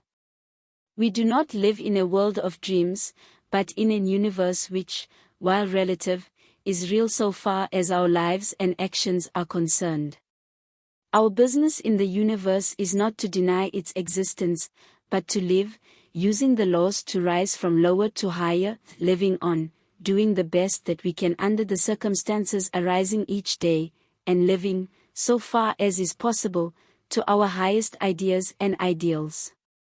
The true meaning of life is not known to men on this plane, if, indeed, to any, but the highest authorities, and our own intuitions, teach us that we will make no mistake in living up to the best that is in us, so far as is possible, and realizing the universal tendency in the same direction in spite of apparent evidences to the contrary. We are all on the path, and the road leads upward ever, with frequent resting places. Read the message of the Kybalion, and follow the example of the wise, avoiding the mistake of the half-wise who perish by reason of their folly. Chapter 7. The All in All. While all is in the all, it is equally true that the all is in all. To him who truly understands this truth hath come great knowledge. The Kybalion. How often have the majority of people heard repeated the statement that their deity, called by many names, was all in all, and how little have they suspected the inner occult truth concealed by these carelessly uttered words. The commonly used expression is a survival of the ancient Hermetic maxim quoted above. As the Kybalion says, to him who truly understands this truth, hath come great knowledge. And, this being so, let us seek this truth, the understanding of which means so much. In this statement of truth, this Hermetic maxim, is concealed one of the greatest philosophical, scientific and religious truths. We have given you the Hermetic teaching regarding the mental nature of the universe, the truth that the universe is mental, held in the mind of the all. As the Kybalion says, in the passage quoted above, all is in the all. But note also the correlated statement, that it is equally true that the all is in all. This apparently contradictory statement is reconcilable under the law of paradox. It is, moreover, an exact Hermetic statement of the relations existing between the all and its mental universe. We have seen how all is in the all, now let us examine the other aspect of the subject. The Hermetic teachings are to the effect that the all is immanent in, remaining within, inherent, abiding within, its universe, and in every part, particle, unit, or combination, within the universe. This statement is usually illustrated by the teachers by a reference to the principle of correspondence. The teacher instructs the student to form a mental image of something, a person, an idea, something having a mental form, the favorite example being that of the author or dramatist forming an idea of his characters, or a painter or sculptor forming an image of an ideal that he wishes to express by his art. In each case, the student will find that while the image has its existence and being solely within his own mind, yet he, the student, author, dramatist, painter, or sculptor, is, in a sense, immanent in, remaining within, or abiding within, the mental image also. In other words, the entire virtue, life, spirit, of reality in the mental image is derived from the immanent mind of the thinker. Consider this for a moment, until the idea is grasped. To take a modern example, let us say that Othello, Iago, Hamlet, Lear, Richard III, existed merely in the mind of Shakespeare, at the time of their conception or creation. And yet, Shakespeare also existed within each of these characters, giving them their vitality, spirit, and action. Whose is the spirit of the characters that we know as Micawber, Oliver Twist, Uriah Heep? Is it Dickens, or have each of these characters a personal spirit, independent of their creator? Have the Venus of Medici, the Sistine Madonna, the Apollo Belvedere, spirits and reality of their own, or do they represent the spiritual and mental power of their creators? The law of paradox explains that both propositions are true, viewed from the proper viewpoints. Micawber is both Micawber, and yet Dickens. And, again, while Micawber may be said to be Dickens, yet Dickens is not identical with Micawber. Man, like Micawber, may exclaim, "The spirit of my creator is inherent within me, and yet I am not he." How different this from the shocking half-truth so vociferously announced by certain of the half-wise, who fill the air with their raucous cries of, "I am God." Imagine poor Micawber, or the sneaky Uriah Heep, crying, "I am Dickens," or some of the lowly clods in one of Shakespeare's plays, grandiloquently announcing that, "I am Shakespeare." The all is in the earthworm, and yet the earthworm is far from being the all. And still the wonder remains, that though the earthworm exists merely as a lowly thing, created and having its being solely within the mind of the all, yet the all is immanent in the earthworm, and in the particles that go to make up the earthworm. Can there be any greater mystery than this of all in the all, and the all in all? The student will, of course, realize that the illustrations given above are necessarily imperfect and inadequate, for they represent the creation of mental images in finite minds, while the universe is a creation of infinite mind, and the difference between the two poles separates them. And yet it is merely a matter of degree. The same principle is in operation. The principle of correspondence manifests in each, as above, so below, as below, so above. And, in the degree that man realizes the existence of the indwelling spirit immanent within his being, so will he rise in the spiritual scale of life. This is what spiritual development means: the recognition, realization, and manifestation of the spirit within us. Try to remember this last definition, that of spiritual development. It contains the truth of true religion. There are many planes of being, many subplanes of life, many degrees of existence in the universe. And all depend upon the advancement of beings in the scale, of which scale the lowest point is the grossest matter, the highest being separated only by the thinnest division from the spirit of the all. And, upward and onward along the scale of life, everything is moving. All are on the path, whose end is the all. All progress is a returning home.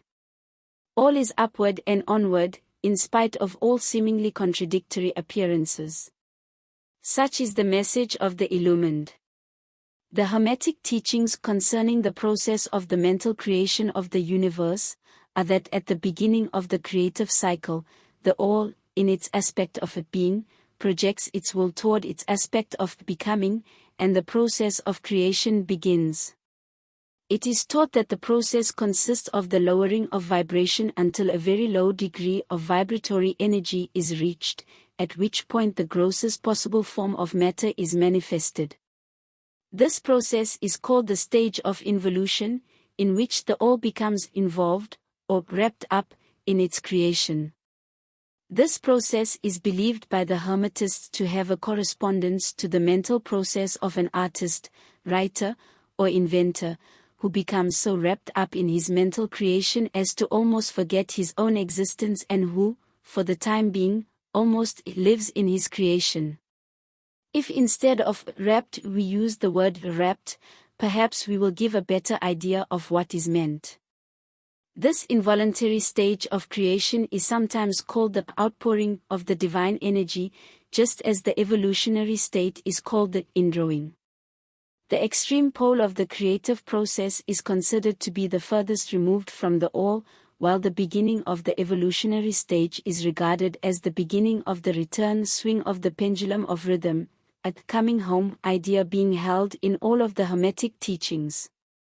The teachings are that during the outpouring, the vibrations become lower and lower until finally the urge ceases, and the return swing begins. But there is this difference, that while in the outpouring the creative forces manifest compactly and as a whole, yet from the beginning of the evolutionary or indrawing stage, there is manifested the law of individualization, that is, the tendency to separate into units of force, so that finally that which left the all as unindividualized energy returns to its source as countless highly developed units of life, having risen higher and higher in the scale by means of physical, mental and spiritual evolution. The ancient Hermetists used the word meditation in describing the process of the mental creation of the universe in the mind of the all, the word contemplation also being frequently employed. But the idea intended seems to be that of the employment of the divine attention.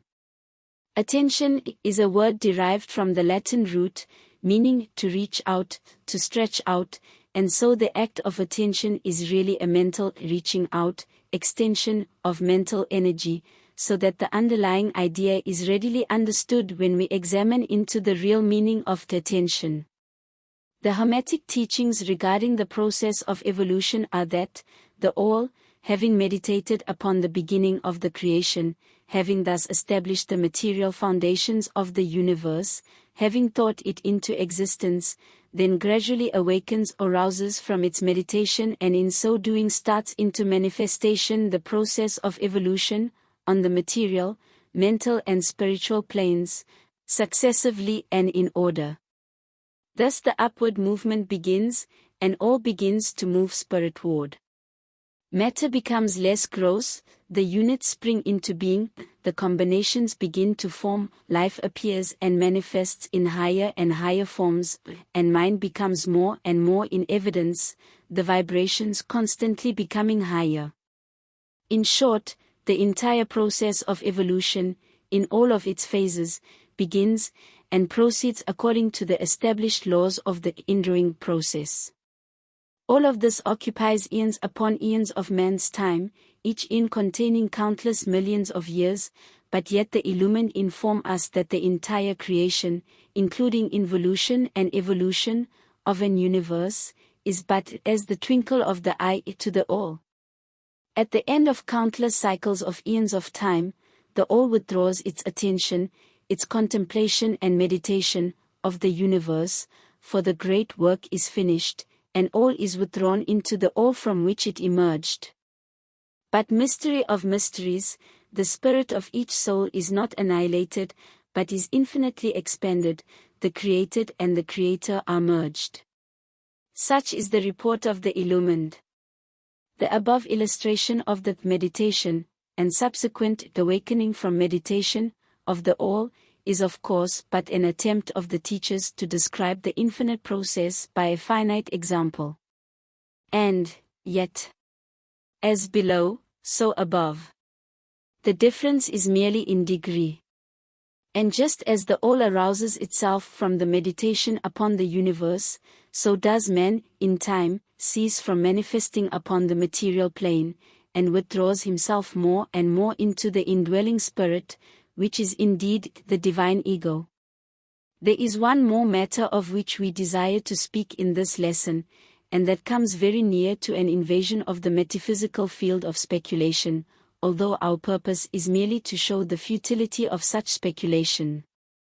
We allude to the question which inevitably comes to the mind of all thinkers who have ventured to seek the truth. The question is, why does the all create universes? The question may be asked in different forms, but the above is the gist of the inquiry. Men have striven hard to answer this question, but still there is no answer worthy of the name. Some have imagined that the all had something to gain by it, but this is absurd, for what could the all gain that it did not already possess? Others have sought the answer in the idea that the all wished something to love, and others that it created for pleasure, or amusement, or because it was lonely, or to manifest its power, all puerile explanations and ideas, belonging to the childish period of thought. Others have sought to explain the mystery by assuming that the all found itself compelled to create, by reason of its own internal nature, its creative instinct. This idea is in advance of the others, but its weak point lies in the idea of the all being compelled by anything, internal or external. If its internal nature, or creative instinct, compelled it to do anything, then the internal nature or creative instinct would be the absolute, instead of the all, and so accordingly that part of the proposition falls. And, yet, the all does create and manifest, and seems to find some kind of satisfaction in so doing. And it is difficult to escape the conclusion that in some infinite degree it must have what would correspond to an inner nature, or creative instinct, in man, with correspondingly infinite desire and will. It could not act unless it willed to act, and it would not will to act, unless it desired to act, and it would not desire to act unless it obtained some satisfaction thereby. And all of these things would belong to an inner nature, and might be postulated as existing according to the law of correspondence. But, still, we prefer to think of the all as acting entirely free from any influence, internal as well as external. That is the problem which lies at the root of difficulty, and the difficulty that lies at the root of the problem. Strictly speaking, there cannot be said to be any reason whatsoever for the all to act, for a reason implies a cause, and the all is above cause and effect, except when it wills to become a cause, at which time the principle is set into motion. So, you see, the matter is unthinkable, just as the all is unknowable. Just as we say the all merely is, so we are compelled to say that the all acts because it acts. At the last, the all is all reason in itself, all law in itself, all action in itself, and it may be said, truthfully, that the all is its own reason, its own law, its own act, or still further, that the all, its reason, its act, its law, are one, all being names for the same thing. In the opinion of those who are giving you these present lessons, the answer is locked up in inner self of the all, along with its secret of being.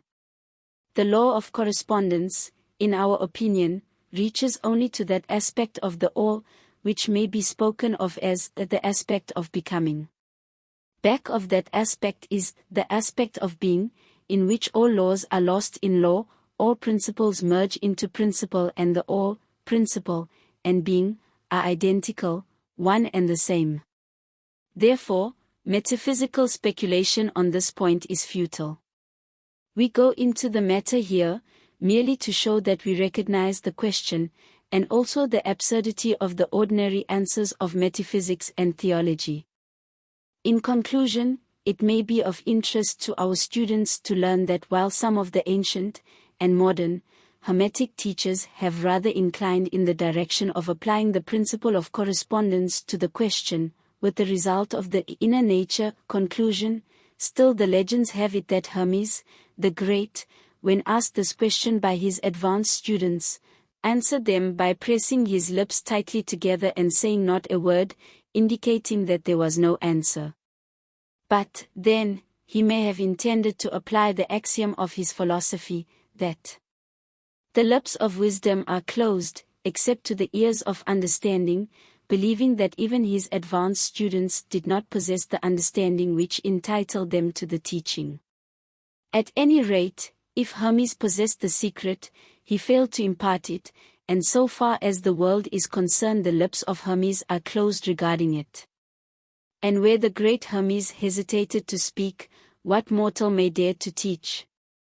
But, remember, that whatever be the answer to this problem, if indeed there be an answer, the truth remains that while all is in the all, it is equally true that the all is in all. The teaching on this point is emphatic. And, we may add the concluding words of the quotation. To him who truly understands this truth, hath come great knowledge. The Kybalion. The great second Hermetic principle embodies the truth that there is a harmony, agreement, and correspondence between the several planes of manifestation, life and being. This truth is a truth because all that is included in the universe emanates from the same source, and the same laws, principles, and characteristics apply to each unit, or combination of units of activity, as each manifests its own phenomena upon its own plane. For the purpose of convenience of thought and study, the Hermetic philosophy considers that the universe may be divided into three great classes of phenomena, known as the three great planes, namely 1. The great physical plane. 2. The great mental plane.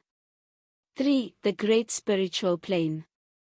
These divisions are more or less artificial and arbitrary, for the truth is that all of the three divisions are but ascending degrees of the great scale of life, the lowest point of which is undifferentiated matter, and the highest point that of spirit. And, moreover, the different planes shade into each other, so that no hard and fast division may be made between the higher phenomena of the physical and the lower of the mental, or between the higher of the mental and the lower of the physical. In short, the three great planes may be regarded as three great groups of degrees of life manifestation. While the purposes of this little book do not allow us to enter into an extended discussion of, or explanation of, the subject of these different planes, still we think it well to give a general description of the same at this point. At the beginning we may as well consider the question so often asked by the neophyte, who desires to be informed regarding the meaning of the word plane, which term has been very freely used, and very poorly explained, in many recent works upon the subject of occultism. The question is generally about as follows. Is a plane a place having dimensions, or is it merely a condition or state? We answer. No, not a place, nor ordinary dimension of space, and yet more than a state or condition. It may be considered as a state or condition, and yet the state or condition is a degree of dimension, in a scale subject to measurement. Somewhat paradoxical, is it not? But let us examine the matter. A dimension, you know, is a measure in a straight line, relating to measure, etc. The ordinary dimensions of space are length, breadth, and height, or perhaps length, breadth, height, thickness or circumference. But there is another dimension of created things, or a measure in a straight line, known to occultists, and to scientists as well, although the latter have not as yet applied the term a dimension to it, and this new dimension, which, by the way, is the much speculated, about fourth dimension, is the standard used in determining the degrees or planes. This fourth dimension may be called the dimension of vibration. It is a fact well known to modern science, as well as to the Hermetists who have embodied the truth in their third Hermetic principle, that everything is in motion, everything vibrates, nothing is at rest. From the highest manifestation, to the lowest, everything and all things vibrate. Not only do they vibrate at different rates of motion, but as in different directions and in a different manner. The degrees of the rate of vibrations constitute the degrees of measurement on the scale of vibrations, in other words the degrees of the fourth dimension. And these degrees form what occultists call planes. The higher the degree of rate of vibration, the higher the plane, and the higher the manifestation of life occupying that plane. So that while a plane is not a place, nor yet the state or condition, yet it possesses qualities common to both.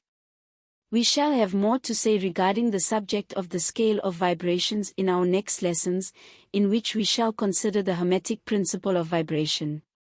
You will kindly remember, however, that the three great planes are not actual divisions of the phenomena of the universe, but merely arbitrary terms used by the Hermetists in order to aid in the thought and study of the various degrees and forms of universal activity and life. The atom of matter, the unit of force, the mind of man, and the being of the archangel are all but degrees in one scale, and all fundamentally the same. The difference between solely a matter of degree and rate of vibration, all are creations of the All, and have their existence solely within the infinite mind of the All. The Hermetists subdivide each of the three great planes into 7 minor planes, and each of these latter are also subdivided into 7 subplanes, all divisions being more or less arbitrary, shading into each other, and adopted merely for convenience of scientific study and thought. The great physical plane, and its 7 minor planes, is that division of the phenomena of the universe which includes all that relates to physics, or material things, forces, and manifestations. It includes all forms of that which we call matter, and all forms of that which we call energy or force.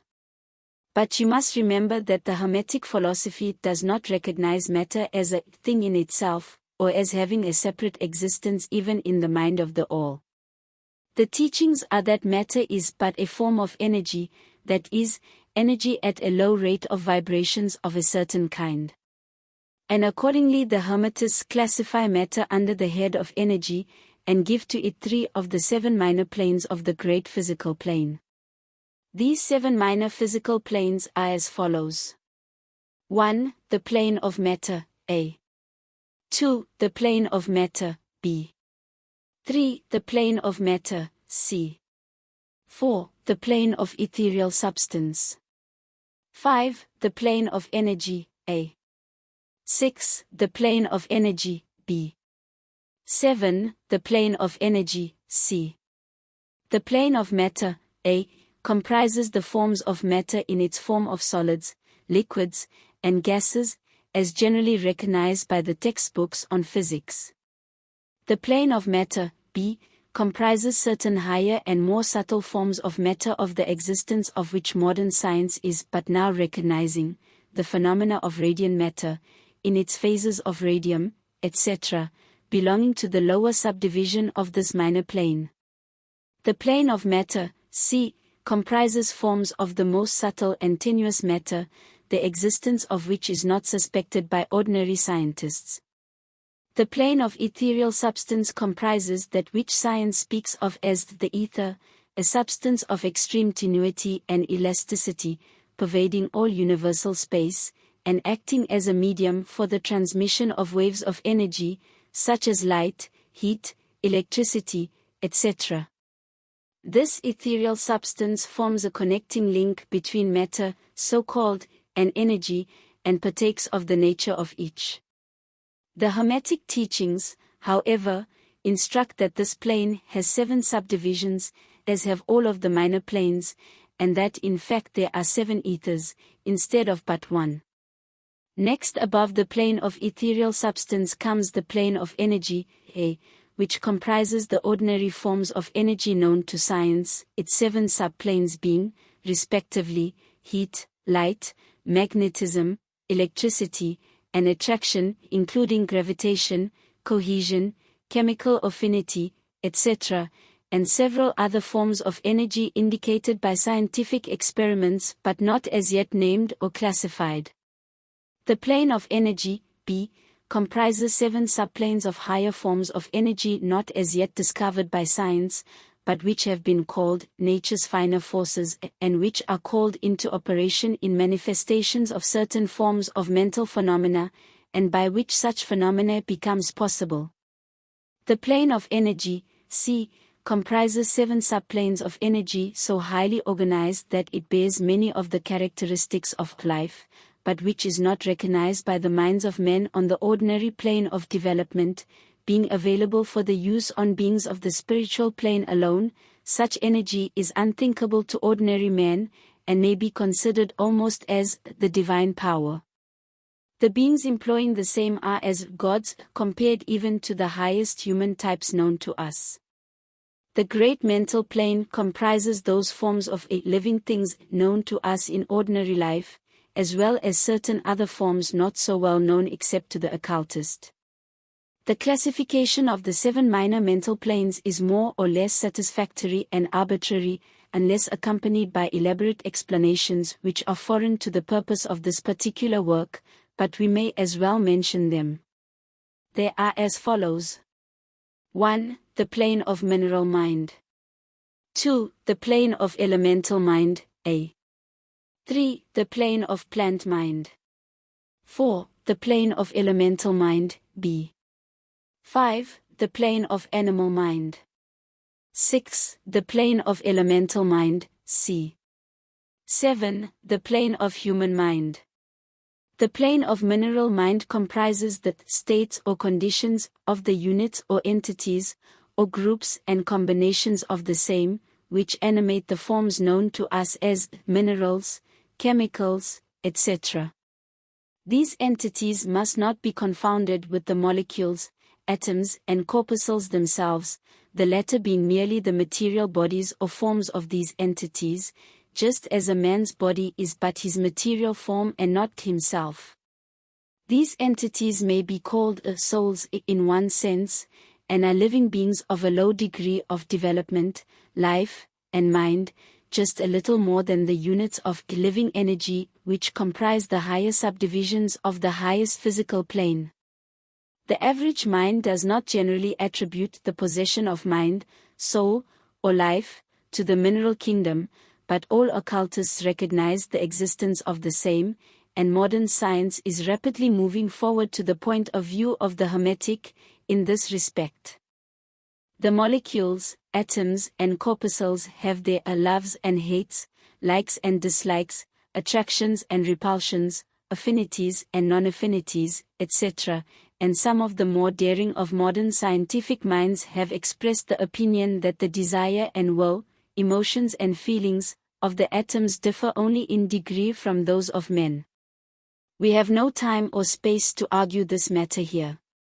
All occultists know it to be a fact, and others are referred to some of the more recent scientific works for outside corroboration. There are the usual 7 subdivisions to this plane. The plane of elemental mind, A, comprises the state or condition, and degree of mental and vital development of a class of entities unknown to the average man, but recognized to occultists. They are invisible to the ordinary senses of man, but, nevertheless, exist and play their part of the drama of the universe. Their degree of intelligence is between that of the mineral and chemical entities on the one hand, and of the entities of the plant kingdom on the other. There are 7 subdivisions to this plane, also. The plane of plant mind, in its 7 subdivisions, comprises the states or conditions of the entities comprising the kingdoms of the plant world, the vital and mental phenomena of which is fairly well understood by the average intelligent person.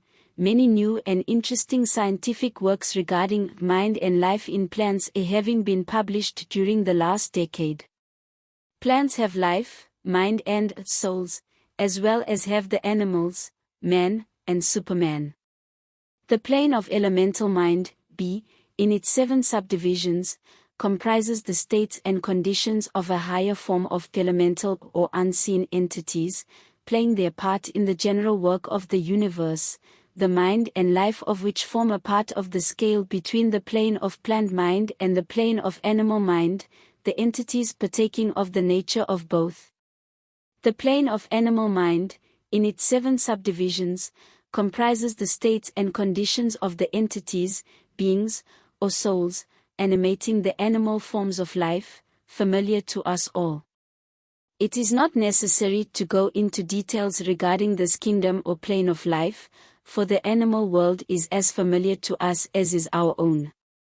The plane of elemental mind, C, in its 7 subdivisions, comprises those entities or beings, invisible as are all such elemental forms, which partake of the nature of both animal and human life in a degree and in certain combinations. The highest forms are semi-human in intelligence. The plane of human mind, in its 7 subdivisions, comprises those manifestations of life and mentality which are common to man, in his various grades, degrees, and divisions. In this connection, we wish to point out the fact that the average man of today occupies but the 4th subdivision of the plane of human mind, and only the most intelligent have crossed the borders of the 5th subdivision. It has taken the race millions of years to reach this stage, and it will take many more years for the race to move on to the 6th and 7th subdivisions, and beyond. But, remember, that there have been races before us which have passed through these degrees, and then on to higher planes. Our own race is the 5th, with stragglers from the 4th, which has set foot upon the path. And, then there are a few advanced souls of our own race who have outstripped the masses, and who have passed on to the 6th and 7th subdivision, and some few being still further on. The man of the 6th subdivision will be the Superman, he of the 7th will be the Overman. In our consideration of the 7 minor mental planes, we have merely referred to the 3 elementary planes in a general way. We do not wish to go into this subject in detail in this work, for it does not belong to this part of the general philosophy and teachings. But we may say this much, in order to give you a little clearer idea of the relations of these planes to the more familiar ones. The elementary planes bear the same relation to the planes of mineral, plant, animal and human mentality and life, that the black keys on the piano do to the white keys. The white keys are sufficient to produce music, but there are certain scales, melodies, and harmonies, in which the black keys play their part, and in which their presence is necessary. They are also necessary as connecting links of soul condition, entity states, etc., between the several other planes, certain forms of development being attained therein.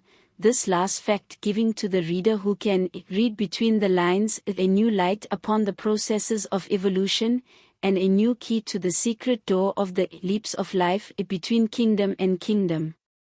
The great kingdoms of elementals are fully recognized by all occultists, and the esoteric writings are full of mention of them. The readers of Bulwer's Zanoni and similar tales will recognize the entities inhabiting these planes of life. Passing on from the great mental plane to the great spiritual plane, what shall we say?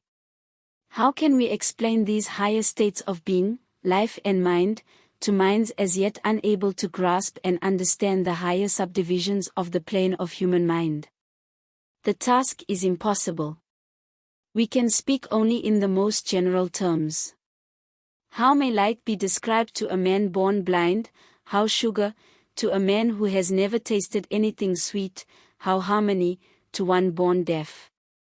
All that we can say is that the 7 minor planes of the great spiritual plane, each minor plane having its 7 subdivisions, comprise beings possessing life, mind and form as far above that of man of today as the latter is above the earthworm, mineral or even certain forms of energy or matter.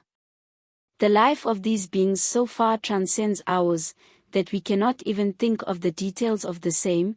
Their minds so far transcend ours, that to them we scarcely seem to think, and our mental processes seem almost akin to material processes. The matter of which their forms are composed is of the highest planes of matter, nay, some are even said to be clothed in pure energy.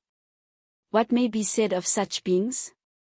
On the 7 minor planes of the great spiritual plane exist beings of whom we may speak as angels, archangels, demigods. On the lower minor planes dwell those great souls whom we call masters and adepts.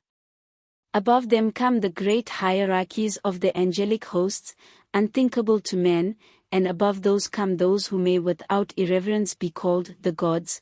So high in the scale of being are they, their being, intelligence and power being akin to those attributed by the races of men to their conceptions of deity.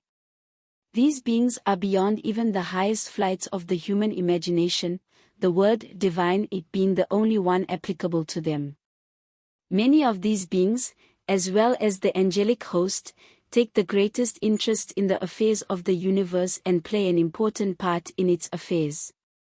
These unseen divinities and angelic helpers extend their influence freely and powerfully in the process of evolution and cosmic progress. Their occasional intervention and assistance in human affairs have led to the many legends, beliefs, religions and traditions of the race, past and present. They have superimposed their knowledge and power upon the world, again and again, all under the law of the all, of course. But, yet, even the highest of these advanced beings exist merely as creations of, and in, the mind of the all, and are subject to the cosmic processes and universal laws. They are still mortal. We may call them gods, if we like, but still they are but the elder brethren of the race, the advanced souls who have outstripped their brethren, and who have foregone the ecstasy of absorption by the all, in order to help the race on its upward journey along the path. But, they belong to the universe, and are subject to its conditions, they are mortal, and their plane is below that of absolute spirit. Only the most advanced Hermetists are able to grasp the inner teachings regarding the state of existence, and the powers manifested on the spiritual planes. The phenomena is so much higher than that of the mental planes that a confusion of ideas would surely result from an attempt to describe the same. Only those whose minds have been carefully trained along the lines of the Hermetic philosophy for years, yes, those who have brought with them from other incarnations the knowledge acquired previously, can comprehend just what is meant by the teaching regarding these spiritual planes. And much of these inner teachings is held by the Hermetists as being too sacred, important and even dangerous for general public dissemination. The intelligent student may recognize what we mean by this when we state that the meaning of a spirit as used by the Hermetists is akin to living power, animated force, inner essence, essence of life, etc., which meaning must not be confounded with that usually and commonly employed in connection with the term, that is, religious, ecclesiastical, spiritual, ethereal, holy, etc., etc. To occultists the word spirit is used in the sense of the animating principle, carrying with it the idea of power, living energy, mystic force, etc. And occultists know that that which is known to them as a spiritual power may be employed for evil as well as good ends, in accordance with the principle of polarity, a fact which has been recognized by the majority of religions in their conceptions of Satan, Beelzebub, the devil, Lucifer, fallen angels, etc. And so the knowledge regarding these planes has been kept in the Holy of Holies in all esoteric fraternities and occult orders, in the secret chamber of the temple. But this may be said here, that those who have attained high spiritual powers and have misused them, have a terrible fate in store for them, and the swing of the pendulum of rhythm will inevitably swing them back to the furthest extreme of material existence, from which point they must retrace their steps spiritward, along the weary rounds of the path, but always with the added torture of having always with them a lingering memory of the heights from which they fell owing to their evil actions. The legends of the fallen angels have a basis in actual facts, as all advanced occultists know. The striving for selfish power on the spiritual planes inevitably results in the selfish soul losing its spiritual balance and falling back as far as it had previously risen. But to even such a soul, the opportunity of a return is given, and such souls make the return journey, paying the terrible penalty according to the invariable law. In conclusion, we would again remind you that according to the principle of correspondence, which embodies the truth, as above so below, as below, so above, all of the 7 Hermetic principles are in full operation on all of the many planes, physical, mental and spiritual. The principle of mental substance of course applies to all the planes, for all are held in the mind of the all. The principle of correspondence manifests in all, for there is a correspondence, harmony and agreement between the several planes. The principle of vibration manifests on all planes, in fact the very differences that go to make the planes arise from vibration, as we have explained. The principle of polarity manifests on each plane, the extremes of the poles being apparently opposite and contradictory. The principle of rhythm manifests on each plane, the movement of the phenomena having its ebb and flow, rise and flow, incoming and outgoing. The principle of cause and effect manifests on each plane, every effect having its cause and every cause having its effect. The principle of gender manifests on each plane, the creative energy being always manifest, and operating along the lines of its masculine and feminine aspects. As above so below, as below, so above. This centuries-old Hermetic axiom embodies one of the great principles of universal phenomena. As we proceed with our consideration of the remaining principles, we will see even more clearly the truth of the universal nature of this great principle of correspondence. Chapter 9. Vibration. Nothing rests, everything moves, everything vibrates, the Kybalion. The great third Hermetic principle, the principle of vibration, embodies the truth that motion is manifest in everything in the universe, that nothing is at rest, that everything moves, vibrates, and circles. This Hermetic principle was recognized by some of the early Greek philosophers who embodied it in their systems. But, then, for centuries it was lost sight of by the thinkers outside of the Hermetic ranks. But in the 19th century physical science rediscovered the truth, and the 20th century scientific discoveries have added additional proof of the correctness and truth of the centuries-old Hermetic doctrine. The Hermetic teachings are that not only is everything in constant movement and vibration, but that the differences between the various manifestations of the universal power are due entirely to the varying rate and mode of vibrations.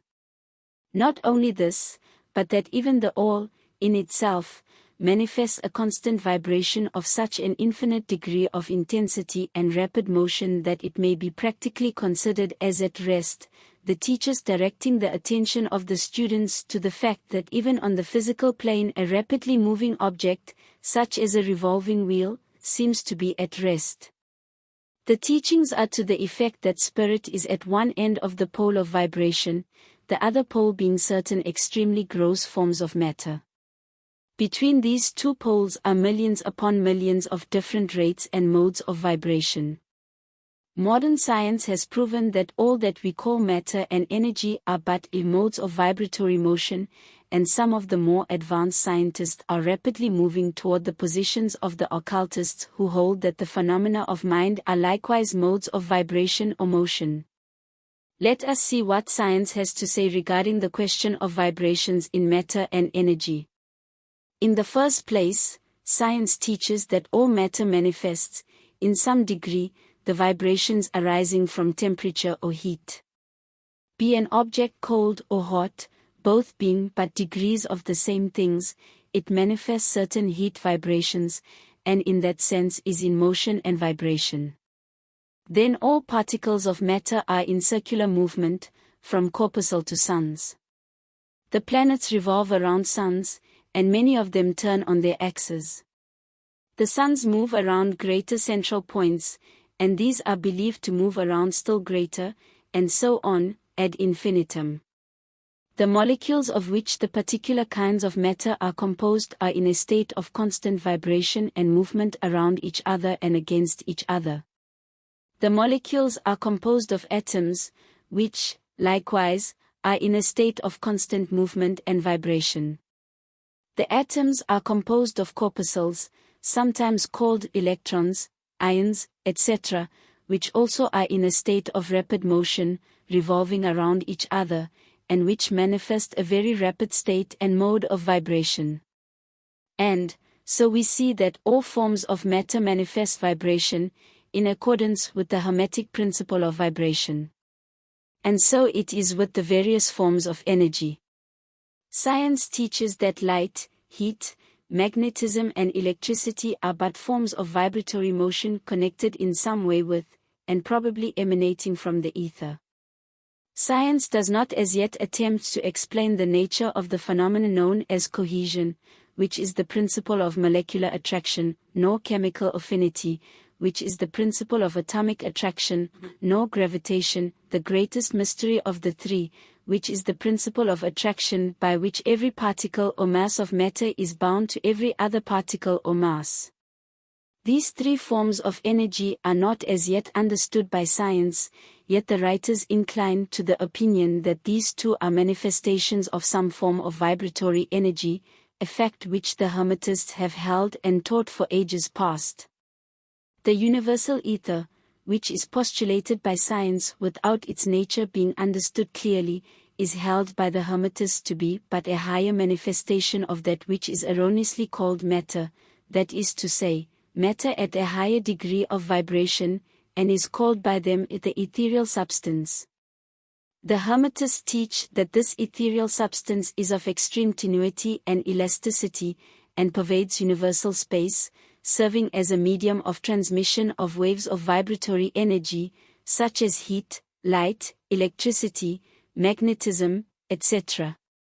The teachings are that the ethereal substance is a connecting link between the forms of vibratory energy known as matter on the one hand, and energy or force on the other, and also that it manifests a degree of vibration, in rate and mode, entirely its own. Scientists have offered the illustration of a rapidly moving wheel, top, or cylinder, to show the effects of increasing rates of vibration. The illustration supposes a wheel, top, or revolving cylinder, running at a low rate of speed. We will call this revolving thing the object in following out the illustration. Let us suppose the object moving slowly. It may be seen readily, but no sound of its movement reaches the ear. The speed is gradually increased. In a few moments its movement becomes so rapid that a deep growl or low note may be heard. Then as the rate is increased the note rises one in the musical scale. Then, the motion being still further increased, the next highest note is distinguished. Then, one after another, all the notes of the musical scale appear, rising higher and higher as the motion is increased. Finally, when the motions have reached a certain rate, the final note perceptible to human ears is reached and the shrill, piercing shriek dies away, and silence follows. No sound is heard from the revolving object, the rate of motion being so high that the human ear cannot register the vibrations. Then comes the perception of rising degrees of heat. Then after quite a time the eye catches a glimpse of the object becoming a dull dark reddish color. As the rate increases, the red becomes brighter. Then as the speed is increased, the red melts into an orange. Then the orange melts into a yellow. Then follow, successively, the shades of green, blue, indigo, and finally violet, as the rate of speed increases. Then the violet shades away, and all color disappears, the human eye not being able to register them. But there are invisible rays emanating from the revolving object, the rays that are used in photographing, and other subtle rays of light. Then begin to manifest the peculiar rays known as the X-rays, etc., as the constitution of the object changes. Electricity and magnetism are emitted when the appropriate rate of vibration is attained. When the object reaches a certain rate of vibration, its molecules disintegrate and resolve themselves into the original elements or atoms. Then the atoms, following the principle of vibration, are separated into the countless corpuscles of which they are composed. And finally, even the corpuscles disappear and the object may be said to be composed of the ethereal substance. Science does not dare to follow the illustration further, but the Hermetists teach that if the vibrations be continually increased, the object would mount up the successive states of manifestation and would in turn manifest the various mental stages, and then on spiritward, until it would finally re-enter the all, which is absolute spirit. The object, however, would have ceased to be an object long before the stage of ethereal substance was reached, but otherwise the illustration is correct inasmuch as it shows the effect of constantly increased rates and modes of vibration. It must be remembered, in the above illustration, that at the stages at which the object throws off vibrations of light, heat, etc., it is not actually resolved into those forms of energy, which are much higher in the scale, but simply that it reaches a degree of vibration in which those forms of energy are liberated, in a degree, from the confining influences of its molecules, atoms and corpuscles, as the case may be. These forms of energy, although much higher in the scale than matter, are imprisoned and confined in the material combinations, by reason of the energies manifesting through, and using material forms, but thus becoming entangled and confined in their creations of material forms, which, to an extent, is true of all creations, the creating force becoming involved in its creation. But the Hermetic teachings go much further than do those of modern science. They teach that all manifestation of thought, emotion, reason, will or desire, or any mental state or condition, are accompanied by vibrations, a portion of which are thrown off and which tend to affect the minds of other persons by induction. This is the principle which produces the phenomena of a telepathy, mental influence, and other forms of the action and power of mind over mind, with which the general public is rapidly becoming acquainted, owing to the wide dissemination of occult knowledge by the various schools, cults and teachers along these lines at this time. Every thought, emotion or mental state has its corresponding rate and mode of vibration. And by an effort of the will of the person, or of other persons, these mental states may be reproduced, just as a musical tone may be reproduced by causing an instrument to vibrate at a certain rate, just as color may be reproduced in the same way. By a knowledge of the principle of vibration, as applied to mental phenomena, one may polarize his mind at any degree he wishes, thus gaining a perfect control over his mental states, moods, etc. In the same way he may affect the minds of others, producing the desired mental states in them. In short, he may be able to produce on the mental plane that which science produces on the physical plane, namely, vibrations at will. This power of course may be acquired only by the proper instruction, exercises, practice, etc., the science being that of mental transmutation, one of the branches of the Hermetic art. A little reflection on what we have said will show the student that the principle of vibration underlies the wonderful phenomena of the power manifested by the masters and adepts, who are able to apparently set aside the laws of nature, but who, in reality, are simply using one law against another, one principle against others, and who accomplish their results by changing the vibrations of material objects, or forms of energy, and thus perform what are commonly called miracles. As one of the old Hermetic writers has truly said, "He who understands the principle of vibration, has grasped the scepter of power." Chapter 10. Polarity. Everything is dual, everything has poles, everything has its pair of opposites, like and unlike are the same, opposites are identical in nature, but different in degree, extremes meet, all truths are but half-truths, all paradoxes may be reconciled. The Kybalion.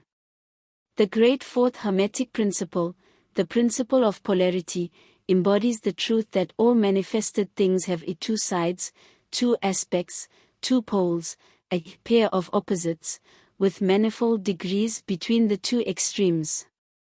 The old paradoxes, which have ever perplexed the mind of men, are explained by an understanding of this principle.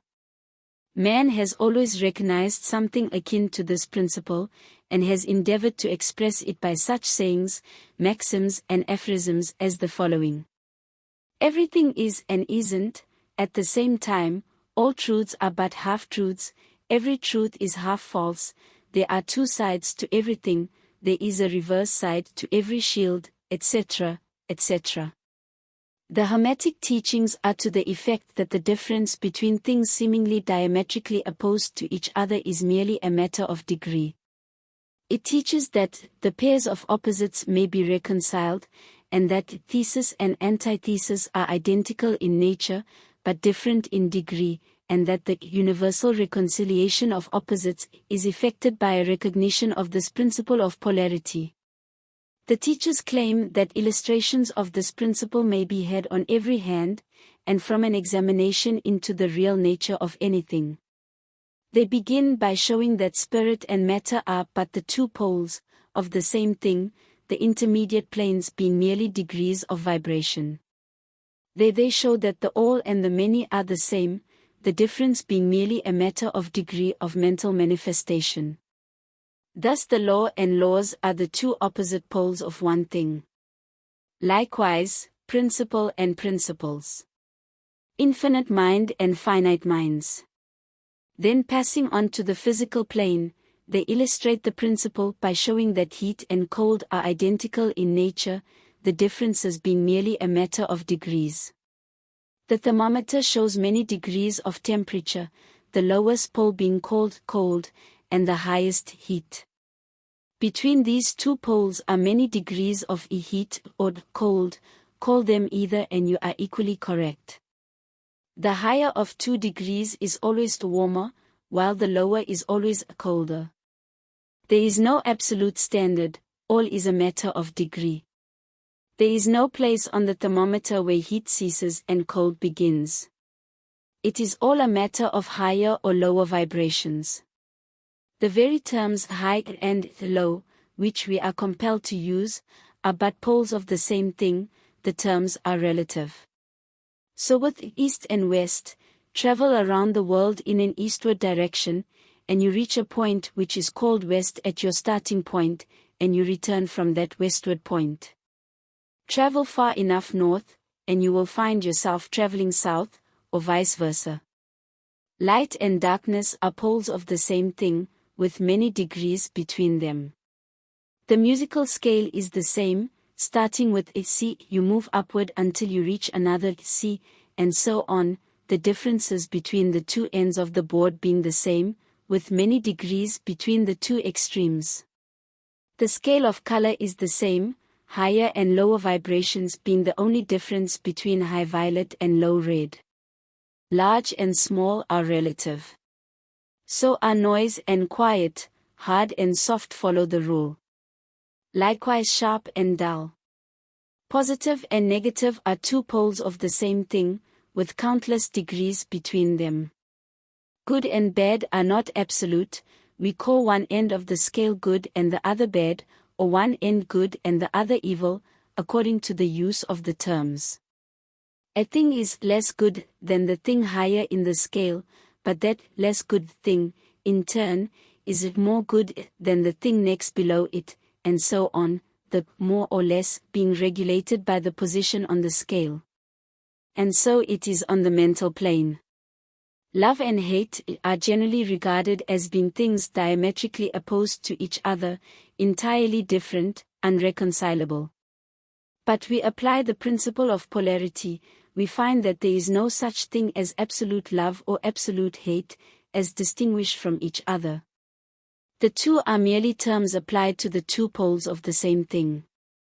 Beginning at any point of the scale we find more love, or less hate, as we ascend the scale, and more hate, or less love as we descend, this being true no matter from what point, high or low, we may start.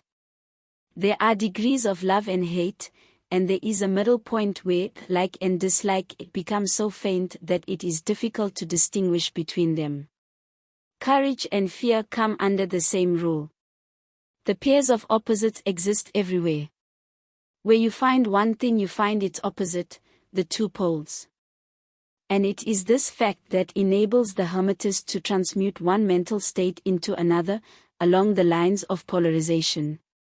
Things belonging to different classes cannot be transmuted into each other, but things of the same class may be changed, that is, may have their polarity changed. Thus love never becomes east or west, or red or violet, but it may and often does turn into hate, and likewise hate may be transformed into love, by changing its polarity. Courage may be transmuted into fear, and the reverse. Hard things may be rendered soft. Dull things become sharp. Hot things become cold. And so on, the transmutation always being between things of the same kind of different degrees. Take the case of a fearful man. By raising his mental vibrations along the line of fear-courage, he can be filled with the highest degree of courage and fearlessness. And, likewise, the slothful man may change himself into an active, energetic individual, simply by polarizing along the lines of the desired quality. The student who is familiar with the processes by which the various schools of mental science, etc., produce changes in the mental states of those following their teachings, may not readily understand the principle underlying many of these changes. When, however, the principle of polarity is once grasped, and it is seen that the mental changes are occasioned by a change of polarity, a sliding along the same scale, the matter is more readily understood. The change is not in the nature of a transmutation of one thing into another thing entirely different, but is merely a change of degree in the same things, a vastly important difference. For instance, borrowing an analogy from the physical plane, it is impossible to change heat into sharpness, loudness, highness, etc., but heat may readily be transmuted into cold, simply by lowering the vibrations. In the same way hate and love are mutually transmutable, so are fear and courage. But fear cannot be transformed into love, nor can courage be transmuted into hate. The mental states belong to innumerable classes, each class of which has its opposite poles, along which transmutation is possible. The student will readily recognize that in the mental states, as well as in the phenomena of the physical plane, the two poles may be classified as positive and negative, respectively. Thus love is positive to hate, courage to fear, activity to non-activity, etc., etc.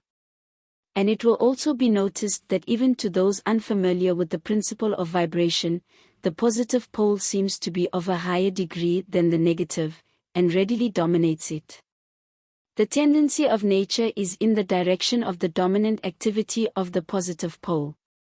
In addition to the changing of the poles of one's own mental states by the operation of the art of polarization, the phenomena of mental influence, in its manifold phases, shows us that the principle may be extended so as to embrace the phenomena of the influence of one mind over that of another, of which so much has been written and taught of late years.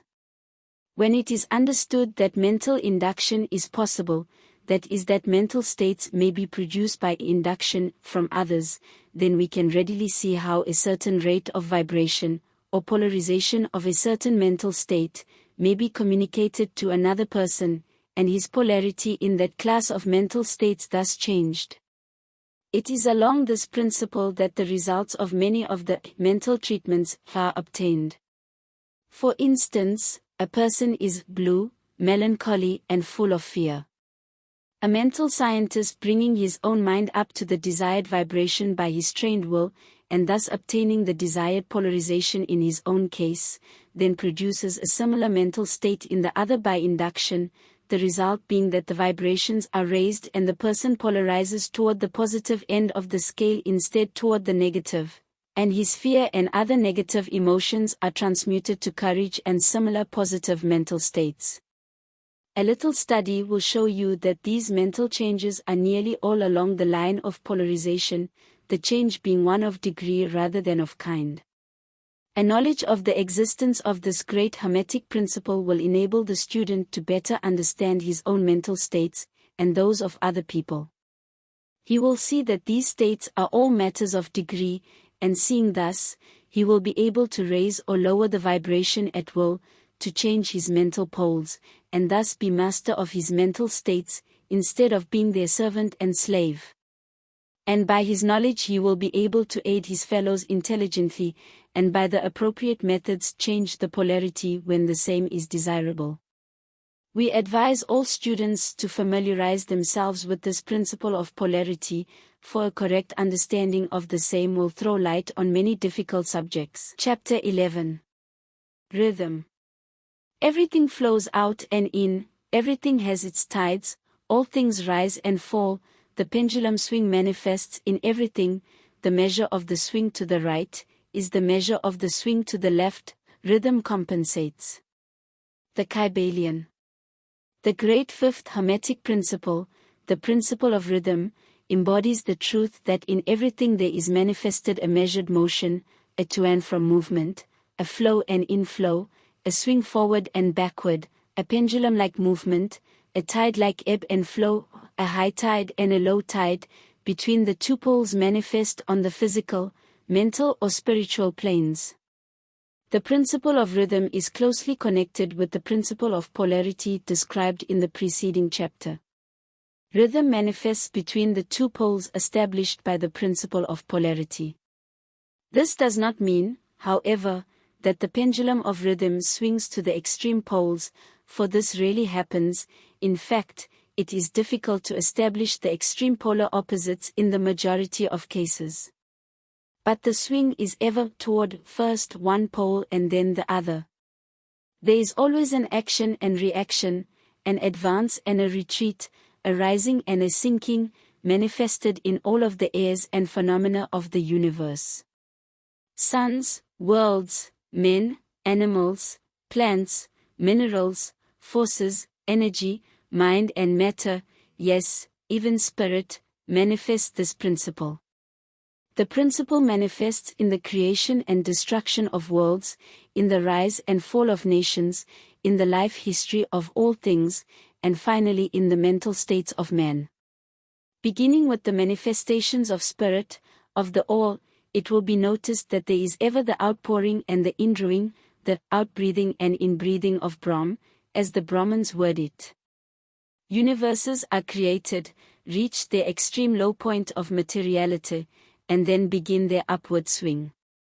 Suns spring into being, and then their height of power being reached, the process of retrogression begins, and after eons they become dead masses of matter, awaiting another impulse which starts again their inner energies into activity and a new solar life cycle is begun. And thus it is with all the worlds, they are born, grow and die, only to be reborn.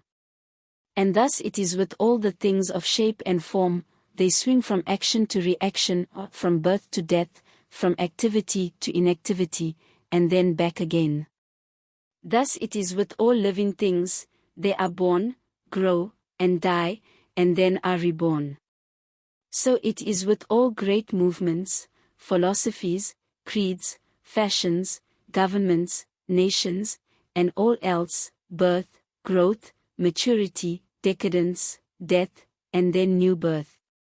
The swing of the pendulum is ever in evidence. Night follows day, and day night. The pendulum swings from summer to winter, and then back again. The corpuscles, atoms, molecules, and all masses of matter, swing around the circle of their nature. There is no such thing as absolute rest, or cessation from movement, and all movement partakes of rhythm. The principle is of universal application. It may be applied to any question, or phenomena of any of the many planes of life. It may be applied to all phases of human activity. There is always the rhythmic swing from one pole to the other. The universal pendulum is ever in motion. The tides of life flow in and out, according to law. The principle of rhythm is well understood by modern science, and is considered a universal law as applied to material things.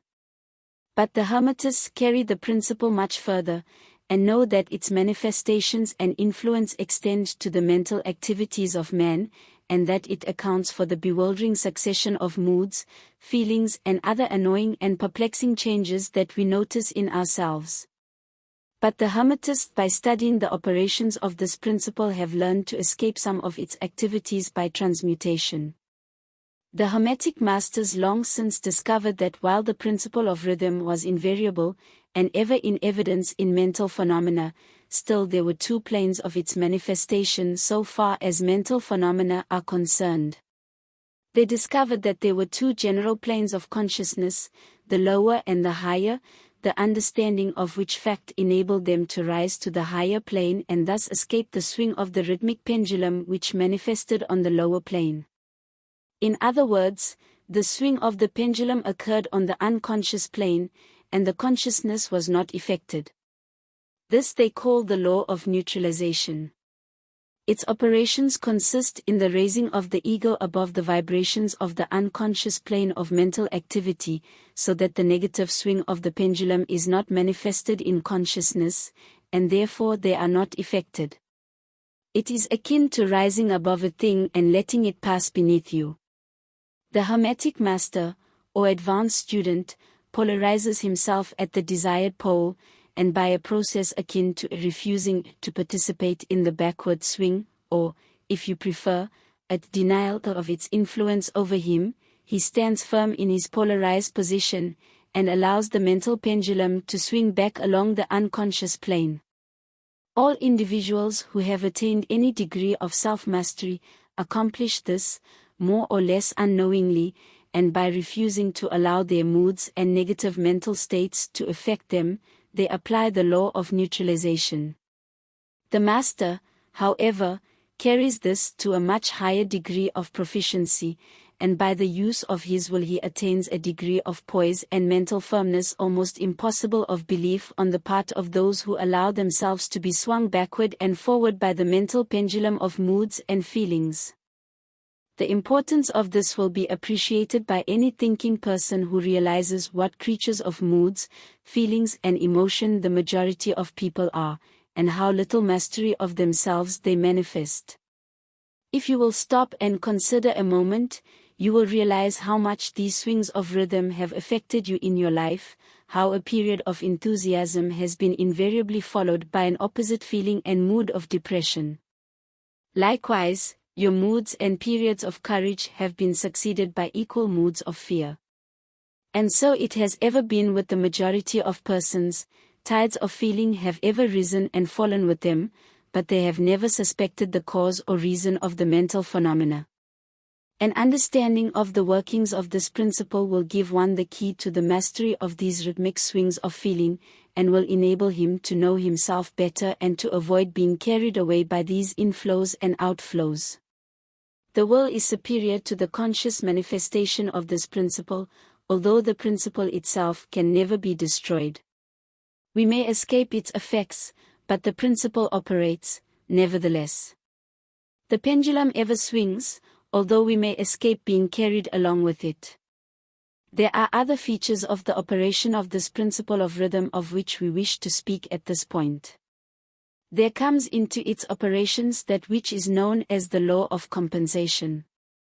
One of the definitions or meanings of the word compensate is to counterbalance, which is the sense in which the Hermetists use the term. It is this law of compensation to which the Kybalion refers when it says, "The measure of the swing to the right is the measure of the swing to the left, rhythm compensates."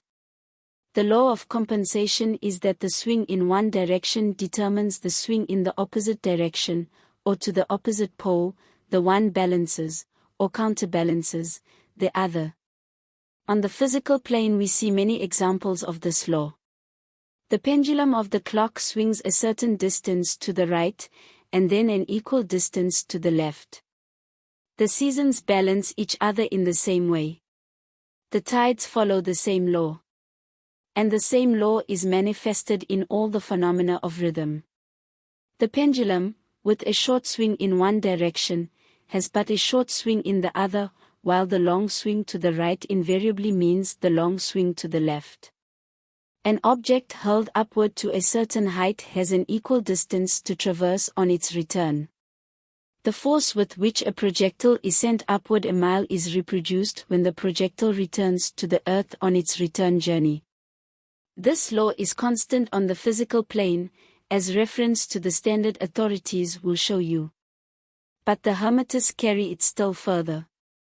They teach that a man's mental states are subject to the same law. The man who enjoys keenly is subject to keen suffering, while he who feels but little pain is capable of feeling but little joy. The pig suffers but little mentally, and enjoys but little, he is compensated. And on the other hand, there are other animals who enjoy keenly, but whose nervous organism and temperament cause them to suffer exquisite degrees of pain. And so it is with man. There are temperaments which permit of but low degrees of enjoyment, and equally low degrees of suffering, while there are others which permit the most intense enjoyment, but also the most intense suffering. The rule is that the capacity for pain and pleasure, in each individual, are balanced. The law of compensation is in full operation here. But the Hermetists go still further in this matter. They teach that before one is able to enjoy a certain degree of pleasure, he must have swung as far, proportionately, toward the other pole of feeling. They hold, however, that the negative is precedent to the positive in this matter, that is to say that in experiencing a certain degree of pleasure it does not follow that he will have to pay up for it with a corresponding degree of pain. On the contrary, the pleasure is the rhythmic swing, according to the law of compensation, for a degree of pain previously experienced either in the present life, or in a previous incarnation. This throws a new light on the problem of pain. The Hermetists regard the chain of lives as continuous, and as forming a part of one life of the individual, so that in consequence the rhythmic swing is understood in this way, while it would be without meaning unless the truth of reincarnation is admitted. But the Hermetists claim that the master or advanced student is able, to a great degree, to escape the swing toward pain, by the process of neutralization before mentioned. By rising on to the higher plane of the ego, much of the experience that comes to those dwelling on the lower plane is avoided and escaped. The law of compensation plays an important part in the lives of men and women. It will be noticed that one generally pays the price of anything he possesses or lacks. If he has one thing, he lacks another, the balance is struck. No one can keep his penny and have the bit of cake at the same time. Everything has its pleasant and unpleasant sides. The things that one gains are always paid for by the things that one loses. The rich possess much that the poor lack, while the poor often possess things that are beyond the reach of the rich. The millionaire may have the inclination toward feasting, and the wealth wherewith to secure all the dainties and luxuries of the table, while he lacks the appetite to enjoy the same. He envies the appetite and digestion of the laborer, who lacks the wealth and inclinations of the millionaire, and who gets more pleasure from his plain food than the millionaire could obtain even if his appetite were not jaded, nor his digestion ruined, for the wants, habits and inclinations differ. And so it is through life. The law of compensation is ever in operation, striving to balance and counterbalance, and always succeeding in time, even though several lives may be required for the return swing of the pendulum of rhythm. Chapter 12. Causation. Every cause has its effect, every effect has its cause, everything happens according to law. Chance is but a name for law not recognized. There are many planes of causation, but nothing escapes the law. The Kybalion. He great sixth Hermetic principle, the principle of cause universe, that nothing happens by chance, that chance and effect, embodies the truth that law pervades the is merely a term indicating cause existing but not recognized or perceived, that phenomena is continuous, without break or exception. The principle of cause and effect underlies all scientific thought, ancient and modern, and was enunciated by the Hermetic teachers in the earliest days. While many and varied disputes between the many schools of thought have since arisen, these disputes have been principally upon the details of the operations of the principle, and still more often upon the meaning of certain words. The underlying principle of cause and effect has been accepted as correct by practically all the thinkers of the world worthy of the name. To think otherwise would be to take the phenomena of the universe from the domain of law and order, and to relegate it to the control of the imaginary something which men have called chance. A little consideration will show anyone that there is in reality no such thing as pure chance.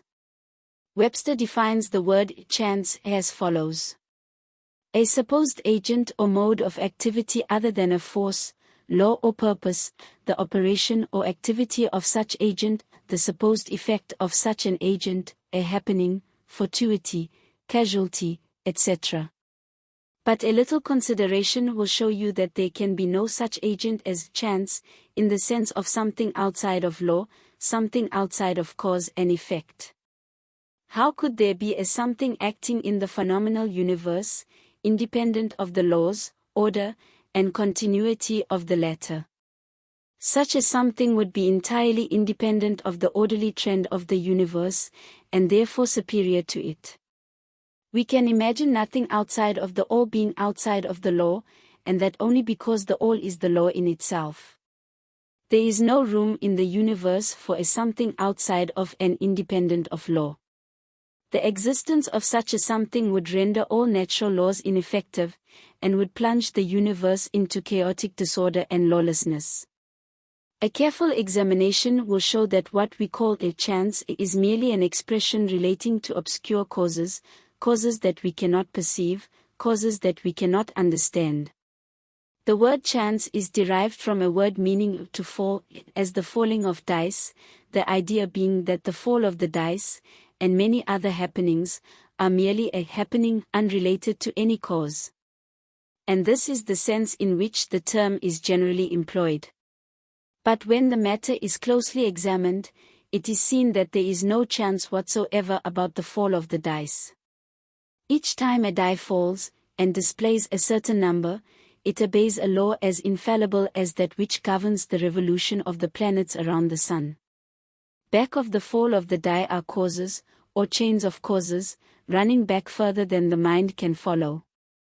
The position of the die in the box, the amount of muscular energy expended in the throw, the condition of the table, etc., etc., all are causes, the effect of which may be seen.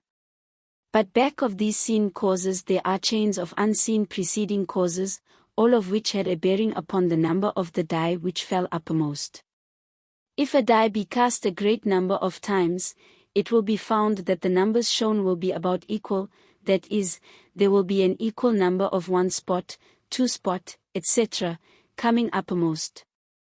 Toss a penny in the air, and it may come down either heads or tails, but make a sufficient number of tosses, and the heads and tails will about even up. This is the operation of the law of average. But both the average and the single toss come under the law of cause and effect, and if we were able to examine into the preceding causes, it would be clearly seen that it was simply impossible for the die to fall other than it did, under the same circumstances and at the same time. Given the same causes, the same results will follow. There is always a cause and a because to every event. Nothing ever happens without a cause, or rather a chain of causes. Some confusion has arisen in the minds of persons considering this principle, from the fact that they were unable to explain how one thing could cause another thing, that is, be the creator of the second thing. As a matter of fact, no thing ever causes or creates another thing. Cause and effect deals merely with events.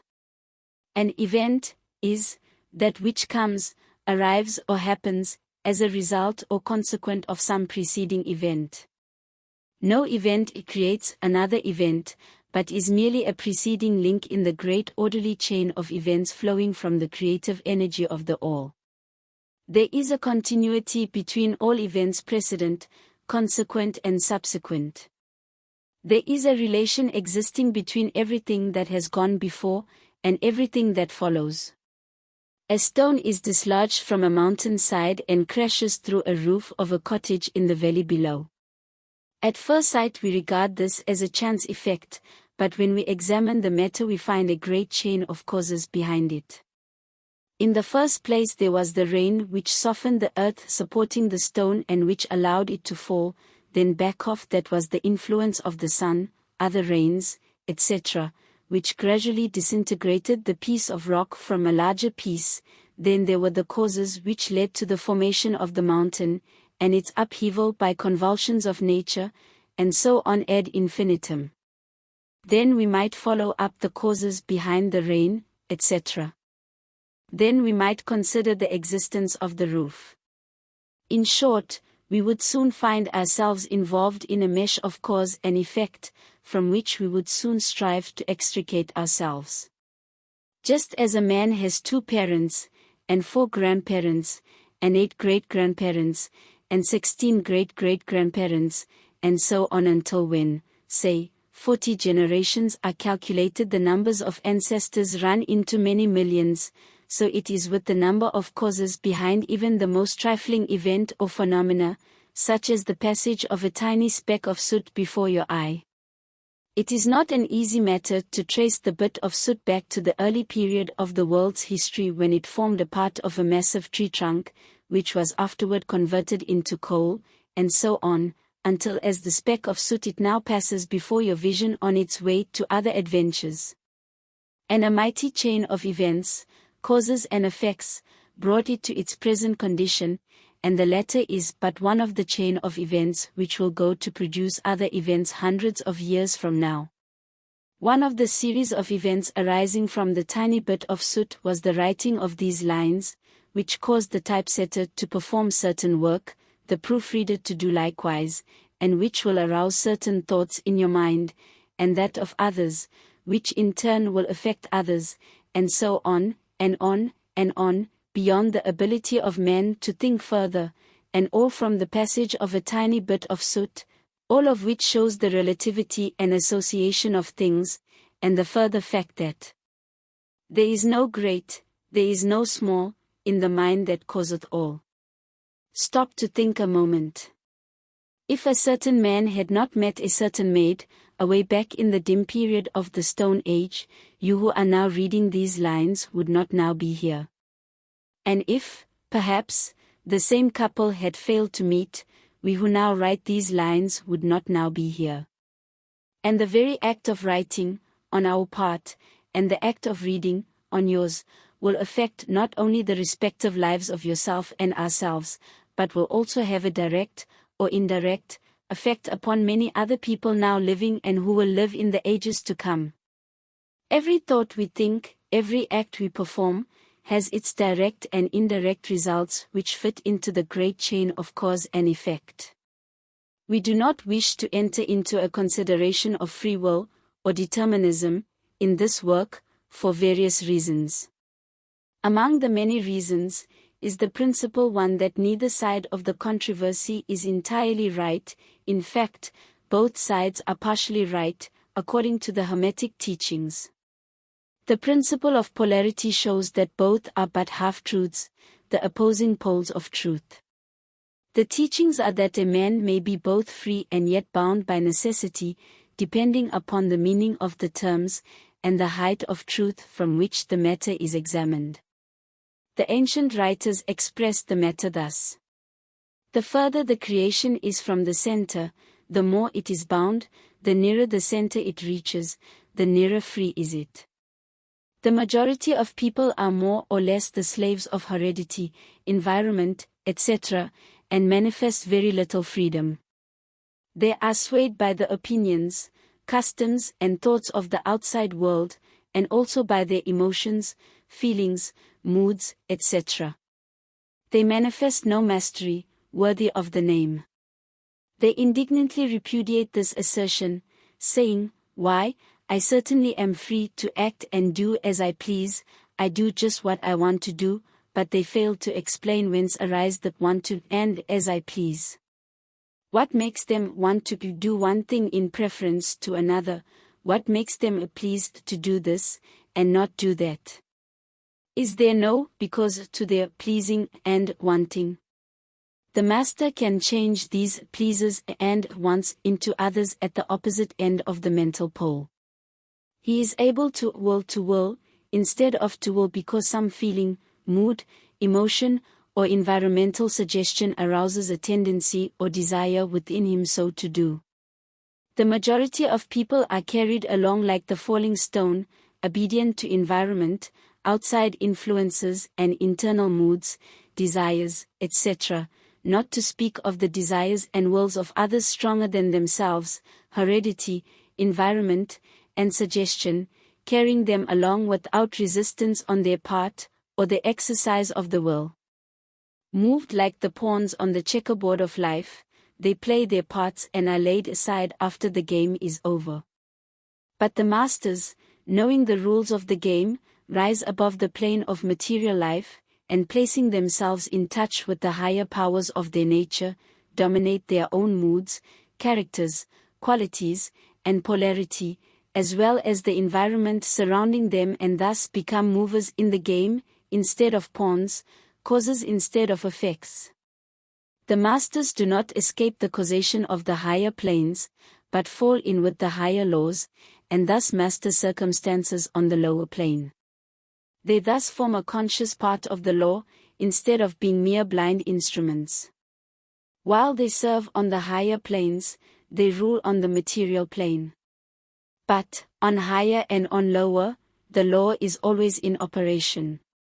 There is no such things as chance. The blind goddess has been abolished by reason. We are able to see now, with eyes made clear by knowledge, that everything is governed by universal law, that the infinite number of laws are but manifestations of the one great law, the law which is the all. It is true indeed that not a sparrow drops unnoticed by the mind of the all, that even the hairs on our head are numbered, as the scriptures have said. There is nothing outside of law, nothing that happens contrary to it. And yet, do not make the mistake of supposing that man is but a blind automaton, far from that. The Hermetic teachings are that man may use law to overcome laws, and that the higher will always prevail against the lower, until at last he has reached the stage in which he seeks refuge in the law itself, and laughs the phenomenal laws to scorn. Are you able to grasp the inner meaning of this? Chapter 13. Gender. Gender is in everything, everything has its masculine and feminine principles, gender manifests on all planes. The Kybalion. The great seventh Hermetic principle, the principle of gender, embodies the truth that there is gender manifested in everything, that the masculine and feminine principles are ever present and active in all phases of phenomena, on each and every plane of life. At this point we think it well to call your attention to the fact that gender, in its Hermetic sense, and sex in the ordinarily accepted use of the term, are not the same. The word gender is derived from the Latin root meaning to beget, to procreate, to generate, to create, to produce. A moment's consideration will show you that the word has a much broader and more general meaning than the term sex, the latter referring to the physical distinction between male and female living things.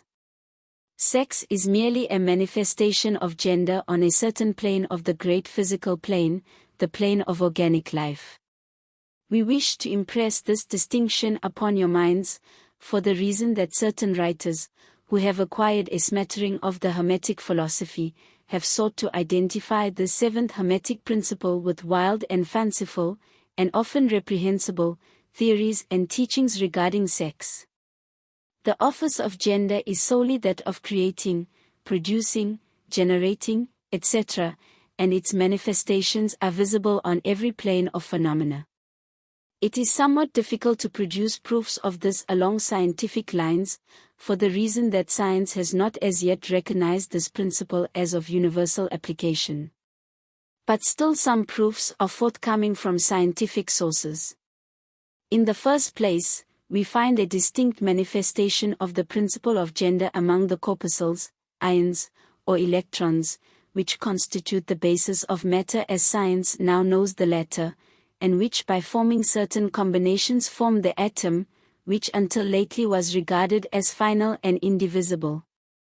The latest word of science is that the atom is composed of a multitude of corpuscles, electrons, or ions, the various names being applied by different authorities, revolving around each other and vibrating at a high degree and intensity. But the accompanying statement is made that the formation of the atom is really due to the clustering of negative corpuscles around a positive one, the positive corpuscles seeming to exert a certain influence upon the negative corpuscles, causing the latter to assume certain combinations and thus create or generate an atom. This is in line with the most ancient Hermetic teachings, which have always identified the masculine principle of gender with the positive, and the feminine with the negative poles of electricity, so-called. Now a word at this point regarding this identification. The public mind has formed an entirely erroneous impression regarding the qualities of the so-called negative pole of electrified or magnetized matter. The terms positive and negative are very wrongly applied to this phenomenon by science. The word positive means something real and strong, as compared with a negative unreality or weakness. Nothing is further from the real facts of electrical phenomena. The so-called negative pole of the battery is really the pole in and by which the generation or production of new forms and energies is manifested. There is nothing negative about it. The best scientific authorities now use the word cathode in place of a negative, the word cathode coming from the Greek root meaning descent, the path of generation, etc. From the cathode pole emerged the swarm of electrons or corpuscles, from the same pole emerged those wonderful rays which have revolutionized scientific conceptions during the past decade. The cathode pole is the mother of all of the strange phenomena which have rendered useless the old textbooks, and which have caused many long-accepted theories to be relegated to the scrap pile of scientific speculation. The cathode, or negative pole, is the mother principle of electrical phenomena, and of the finest forms of matter as yet known to science. So you see, we are justified in refusing to use the term negative in our consideration of the subject, and in insisting upon substituting the word feminine for the old term. The facts of the case bear us out in this, without taking the Hermetic teachings into consideration. And so we shall use the word feminine in the place of a negative in speaking of that pole of activity. The latest scientific teachings are that the creative corpuscles or electrons are feminine. Science says they are composed of negative electricity, we say they are composed of feminine energy. A feminine corpuscle becomes detached from, or rather leaves, a masculine corpuscle, and starts on a new career. It actively seeks a union with a masculine corpuscle, being urged thereto by the natural impulse to create new forms of matter or energy. One writer goes so far as to use the term it at once seeks, of its own volition, a union, etc. This detachment and uniting form the basis of the greater part of the activities of the chemical world. When the feminine corpuscle unites with a masculine corpuscle, a certain process is begun. The feminine particles vibrate rapidly under the influence of the masculine energy, and circle rapidly around the latter. The result is the birth of a new atom. This new atom is really composed of a union of the masculine and feminine electrons, or corpuscles, but when the union is formed, the atom is a separate thing, having certain properties, but no longer manifesting the property of free electricity. The process of detachment or separation of the feminine electrons is called ionization. These electrons, or corpuscles, are the most active workers in nature's field. Arising from their unions, or combinations, manifest the varied phenomena of light, heat, electricity, magnetism, attraction, repulsion, chemical affinity and the reverse, and similar phenomena. And all this arises from the operation of the principle of gender on the plane of energy. The part of the masculine principle seems to be that of directing a certain inherent energy toward the feminine principle, and thus starting into activity the creative processes. But the feminine principle is the one always doing the active creative work, and this is so on all planes. And yet, each principle is incapable of operative energy without the assistance of the other.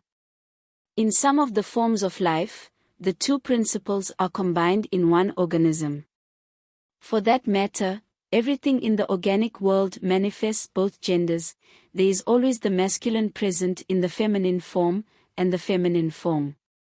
The Hermetic teachings include much regarding the operation of the two principles of gender in the production and manifestation of various forms of energy, etc., but we do not deem it expedient to go into detail regarding the same at this point, because we are unable to back up the same with scientific proof, for the reason that science has not as yet progressed thus far. But the example we have given you of the phenomena of the electrons or corpuscles will show you that science is on the right path, and will also give you a general idea of the underlying principles. Some leading scientific investigators have announced their belief that in the formation of crystals there was to be found something that corresponded to sex activity, which is another straw showing the direction the scientific winds are blowing. And each year will bring other facts to corroborate the correctness of the Hermetic principle of gender. It will be found that gender is in constant operation and manifestation in the field of inorganic matter, and in the field of energy or force. Electricity is now generally regarded as the something into which all other forms of energy seem to melt or dissolve. The electrical theory of the universe is the latest scientific doctrine, and is growing rapidly in popularity and general acceptance. And it thus follows that if we are able to discover in the phenomena of electricity, even at the very root and source of its manifestations, a clear and unmistakable evidence of the presence of gender and its activities, we are justified in asking you to believe that science at last has offered proofs of the existence in all universal phenomena of that great Hermetic principle, the principle of gender. It is not necessary to take up your time with the well-known phenomena of the attraction and repulsion of the atoms, chemical affinity, the loves and hates of the atomic particles, the attraction or cohesion between the molecules of matter. These facts are too well known to need extended comment from us. But, have you ever considered that all of these things are manifestations of the gender principle? Can you not see that the phenomena is on all fours with that of the corpuscles or electrons? And more than this, can you not see the reasonableness of the Hermetic teachings which assert that the very law of gravitation, that strange attraction by reason of which all particles and bodies of matter in the universe tend toward each other, is but another manifestation of the principle of gender, which operates in the direction of attracting the masculine to the feminine energies, and vice versa? We cannot offer you scientific proof of this at this time, but examine the phenomena in the light of the Hermetic teachings on the subject, and see if you have not a better working hypothesis than any offered by physical science. Submit all physical phenomena to the test, and you will discern the principle of gender ever in evidence. Let us now pass on to a consideration of the operation of the principle on the mental plane. Many interesting features are there awaiting examination. Chapter 14. Mental Gender. Students of psychology who have followed the modern trend of thought along the lines of mental phenomena are struck by the persistence of the dual mind idea, which has manifested itself so strongly during the past 10 or 15 years, and which has given rise to a number of plausible theories regarding the nature and constitution of these two minds. The late Thomson J. Hudson attained great popularity in 1893 by advancing his well-known theory of the objective and subjective minds, which he held existed in every individual. Other writers have attracted almost equal attention by the theories regarding the conscious and subconscious minds, the voluntary and involuntary minds, the active and passive minds, etc., etc. The theories of the various writers differ from each other, but there remains the underlying principle of the duality of mind.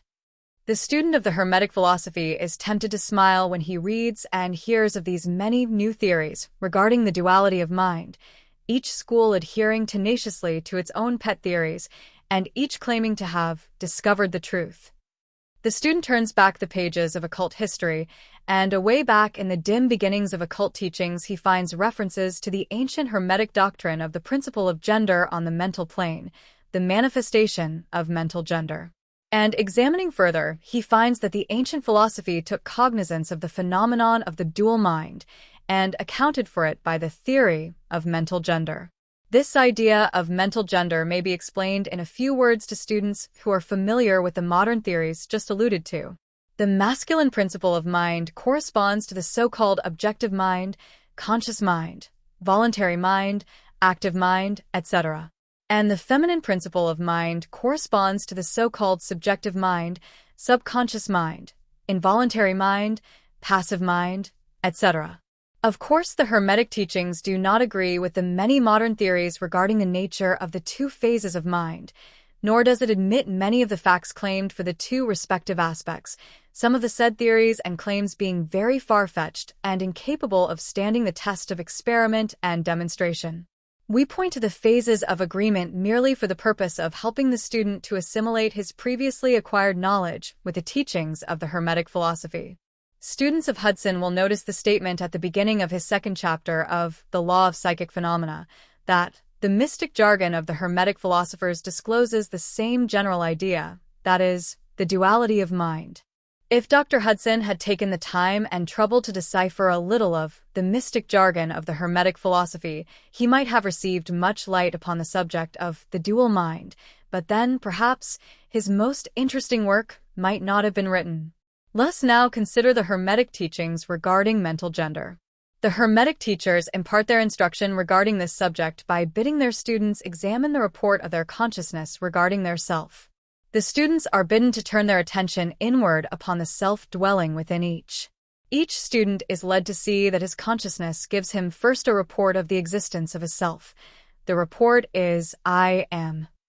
This at the Hermetic teachers impart their instruction regarding this subject by bidding their students examine the report of their consciousness regarding their self. The students are bidden to turn their attention inward upon the self-dwelling within each. Each student is led to see that his consciousness gives him first a report of the existence of his self. The report is, I am. This at first seems to be the final words from the consciousness, but a little further examination discloses the fact that this I am may be separated or split into two distinct parts, or aspects which, while working in unison and in conjunction, yet, nevertheless, may be separated in consciousness. While at first there seems to be only an I existing, a more careful and closer examination reveals the fact that there exists an I and a me.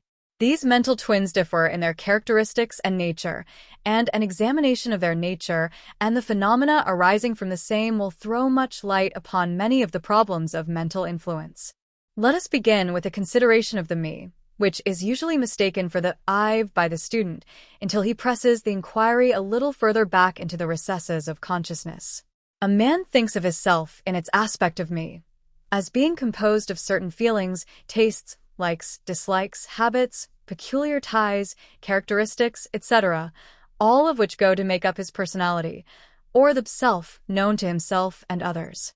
He knows that these emotions and feelings change, are born and die away, are subject to the principle of rhythm and the principle of polarity, which take him from one extreme of feeling to another. He also thinks of the me as being certain knowledge gathered together in his mind, and thus forming a part of himself. This is the me of a man. But we have proceeded too hastily. The me of many men may be said to consist largely of their consciousness of the body and their physical appetites, etc. Their consciousness being largely bound up with their bodily nature, they practically live there. Some men even go so far as to regard their personal apparel as a part of their me, and actually seem to consider it a part of themselves. A writer has humorously said that men consist of three parts: soul, body, and clothes. These clothes-conscious people would lose their personality if divested of their clothing by savages upon the occasion of a shipwreck. But even many who are not so closely bound up with the idea of personal raiment stick closely to the consciousness of their bodies being their me. They cannot conceive of a self independent of the body. Their mind seems to them to be practically a something belonging to their body, which in many cases it is indeed. But as man rises in the scale of consciousness, he is able to disentangle his me from his idea of body and is able to think of his body as belonging to the mental part of him. But even then, he is very apt to identify the me entirely with the mental states, feelings, etc., which he feels to exist within him. He is very apt to consider these internal states as identical with himself, instead of there being simply things produced by some part of his mentality and existing within him, of him, and in him, but still not himself. He sees that he may change these internal states of feelings by an effort of will, and that he may produce a feeling or state of an exactly opposite nature in the same way, and yet the same me exists. And so after a while he is able to set aside these various mental states, emotions, feelings, habits, qualities, characteristics, and other personal mental belongings. He is able to set them aside in the not me collection of curiosities and encumbrances, as well as valuable possessions. This requires much mental concentration and power of mental analysis on the part of the student. But still the task is possible for the advanced student, and even those not so far advanced are able to see, in the imagination, how the process may be performed. After this laying aside process has been performed, the student will find himself in conscious possession of a self, which may be considered in its I and me dual aspects. The me will be felt to be a something mental in which thoughts, ideas, emotions, feelings, and other mental states may be produced. It may be considered as the mental womb, as the ancients styled it, capable of generating mental offspring. It reports to the consciousness as a me with latent powers of creation and generation of mental progeny of all sorts and kinds. Its powers of creative energy are felt to be enormous. But still it seems to be conscious that it must receive some form of energy from either its I companion or else from some other I, ere it is able to bring into being its mental creations.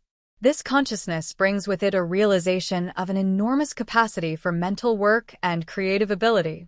But the student soon finds that this is not all that he finds within his inner consciousness. He finds that there exists a mental something which is able to will that the me act along certain creative lines, and which is also able to stand aside and witness the mental creation. This part of himself he is taught to call his I. He is able to rest in its consciousness at will. He finds there not a consciousness of an ability to generate and actively create, in the sense of the gradual process attendant upon mental operations, but rather a sense and consciousness of an ability to project an energy from the I to the me, a process of willing that the mental creation begin and proceed. He also finds that the I is able to stand aside and witness the operations of the me's mental creation and generation. There is this dual aspect in the mind of every person. The I represents the masculine principle of mental gender. The me represents the female principle. The I represents the aspect of being. The me, the aspect of becoming. You will notice that the principle of correspondence operates on this plane just as it does upon the great plane upon which the creation of universes is performed. The two are similar in kind, although vastly different in degree. As above, so below, as below, so above. These aspects of mind, the masculine and feminine principles, the I and the me, considered in connection with the well-known mental and psychic phenomena, give the master key to these dimly known regions of mental operation and manifestation. The principle of mental gender gives the truth underlying the whole field of the phenomena of mental influence, etc.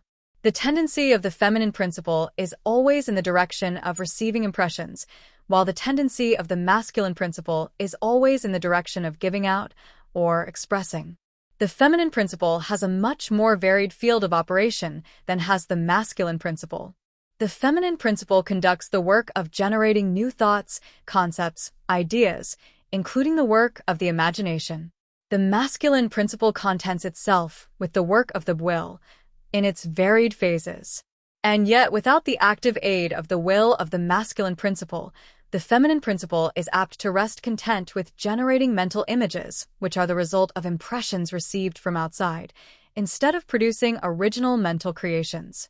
Persons who can give continued attention and thought to a subject actively employ both of the mental principles, the feminine in the work of active mental generation, and the masculine will in stimulating and energizing the creative portion of the mind. The majority of persons really employ the masculine principle but little, and are content to live according to the thoughts and ideas instilled into the me from the eye of other minds. But it is not our purpose to dwell upon this phase of the subject, which may be studied from any good textbook upon psychology, with the key that we have given you regarding mental gender. The student of psychic phenomena is aware of the wonderful phenomena classified under the head of telepathy, thought transference, mental influence, suggestion, hypnotism, etc. Many have sought for an explanation of these varied phases of phenomena under the theories of the various dual-mind teachers. And in a measure they are right, for there is clearly a manifestation of two distinct phases of mental activity. But if such students will consider these dual minds, in the light of the Hermetic teachings regarding vibrations and mental gender, they will see that the long-sought for key is at hand. In the phenomena of telepathy, it is seen how the vibratory energy of the masculine principle is projected toward the feminine principle of another person, and the latter takes the seed thought and allows it to develop into maturity. In the same way suggestion and hypnotism operates. The masculine principle of the person giving the suggestions directs a stream of vibratory energy or willpower toward the feminine principle of the other person, and the latter accepting it makes it its own and acts and thinks accordingly. An idea thus lodged in the mind of another person grows and develops, and in time is regarded as the rightful mental offspring of the individual, whereas it is in reality, like the cuckoo egg placed in the sparrow's nest, where it destroys the rightful offspring and makes itself at home. The normal method is for the masculine and feminine principles in a person's mind to coordinate and act harmoniously in conjunction with each other. But unfortunately, the masculine principle in the average person is too lazy to act, the display of willpower is too slight, and the consequence is that such persons are ruled almost entirely by the minds and wills of other persons, whom they allow to do their thinking and willing for them. How few original thoughts or original actions are performed by the average person. Are not the majority of persons mere shadows and echoes of others having stronger wills or minds than themselves? The trouble is that the average person dwells almost altogether in his me consciousness and does not realize that he has such a thing as an I. He is polarized in his feminine principle of mind, and the masculine principle, in which is lodged the will, is allowed to remain inactive and not employed. The strong men and women of the world invariably manifest the masculine principle of will, and their strength depends materially upon this fact. Instead of living upon the impressions made upon their minds by others, they dominate their own minds by their will, obtaining the kind of mental images desired, and moreover dominate the minds of others likewise, in the same manner. Look at the strong people, how they manage to implant their seed thoughts in the minds of the masses of the people, thus causing the latter to think thoughts in accordance with the desires and wills of the strong individuals. This is why the masses of people are such sheep-like creatures, never originating an idea of their own, nor using their own powers of mental activity. The manifestation of mental gender may be noticed all around us in everyday life. The magnetic persons are those who are able to use the masculine principle in the way of impressing their ideas upon others. The actor who makes people weep or cry as he wills is employing this principle. And so is the successful orator, statesman, preacher, writer, or other people who are before the public attention. The peculiar influence exerted by some people over others is due to the manifestation of mental gender along the vibratorial lines above indicated. In this principle lies the secret of personal magnetism, personal influence, fascination, etc., as well as the phenomena generally grouped under the name of hypnotism. The student who has familiarized himself with the phenomena generally spoken of as psychic will have discovered the important part played in the said phenomena by that force which science has styled suggestion, by which term is meant the process or method whereby an idea is transferred to, or impressed upon, the mind of another, causing the second mind to act in accordance therewith. A correct understanding of suggestion is necessary in order to intelligently comprehend the varied psychical phenomena which suggestion underlies. But still more is a knowledge of vibration and mental gender necessary for the student of suggestion. For the whole principle of suggestion depends upon the principle of mental gender and vibration. It is customary for the writers and teachers of suggestion to explain that it is the objective or voluntary mind which make the mental impression or suggestion upon the subjective or involuntary mind. But they do not describe the process or give us any analogy in nature whereby we may more readily comprehend the idea. But if you will think of the matter in the light of the Hermetic teachings, you will be able to see that the energizing of the feminine principle by the vibratory energy of the masculine principle is in accordance to the universal laws of nature, and that the natural world affords countless analogies whereby the principle may be understood. In fact, the Hermetic teachings show that the very creation of the universe follows the same law, and that in all creative manifestations, upon the planes of the spiritual, the mental, and the physical, there is always in operation this principle of gender, this manifestation of the masculine and the feminine principles. As above, so below, as below, so above. And more than this, when the principle of mental gender is once grasped and understood, the varied phenomena of psychology at once becomes capable of intelligent classification and study, instead of being very much in the dark. The principle works out in practice, because it is based upon the immutable universal laws of life. We shall not enter into an extended discussion of, or description of, the varied phenomena of mental influence or psychic activity. There are many books, many of them quite good, which have been written and published on this subject of late years. The main facts stated in these various books are correct, although the several writers have attempted to explain the phenomena by various pet theories of their own. The student may acquaint himself with these matters, and by using the theory of mental gender, he will be able to bring order out of the chaos of conflicting theory and teachings, and may, moreover, readily make himself a master of the subject if he be so inclined.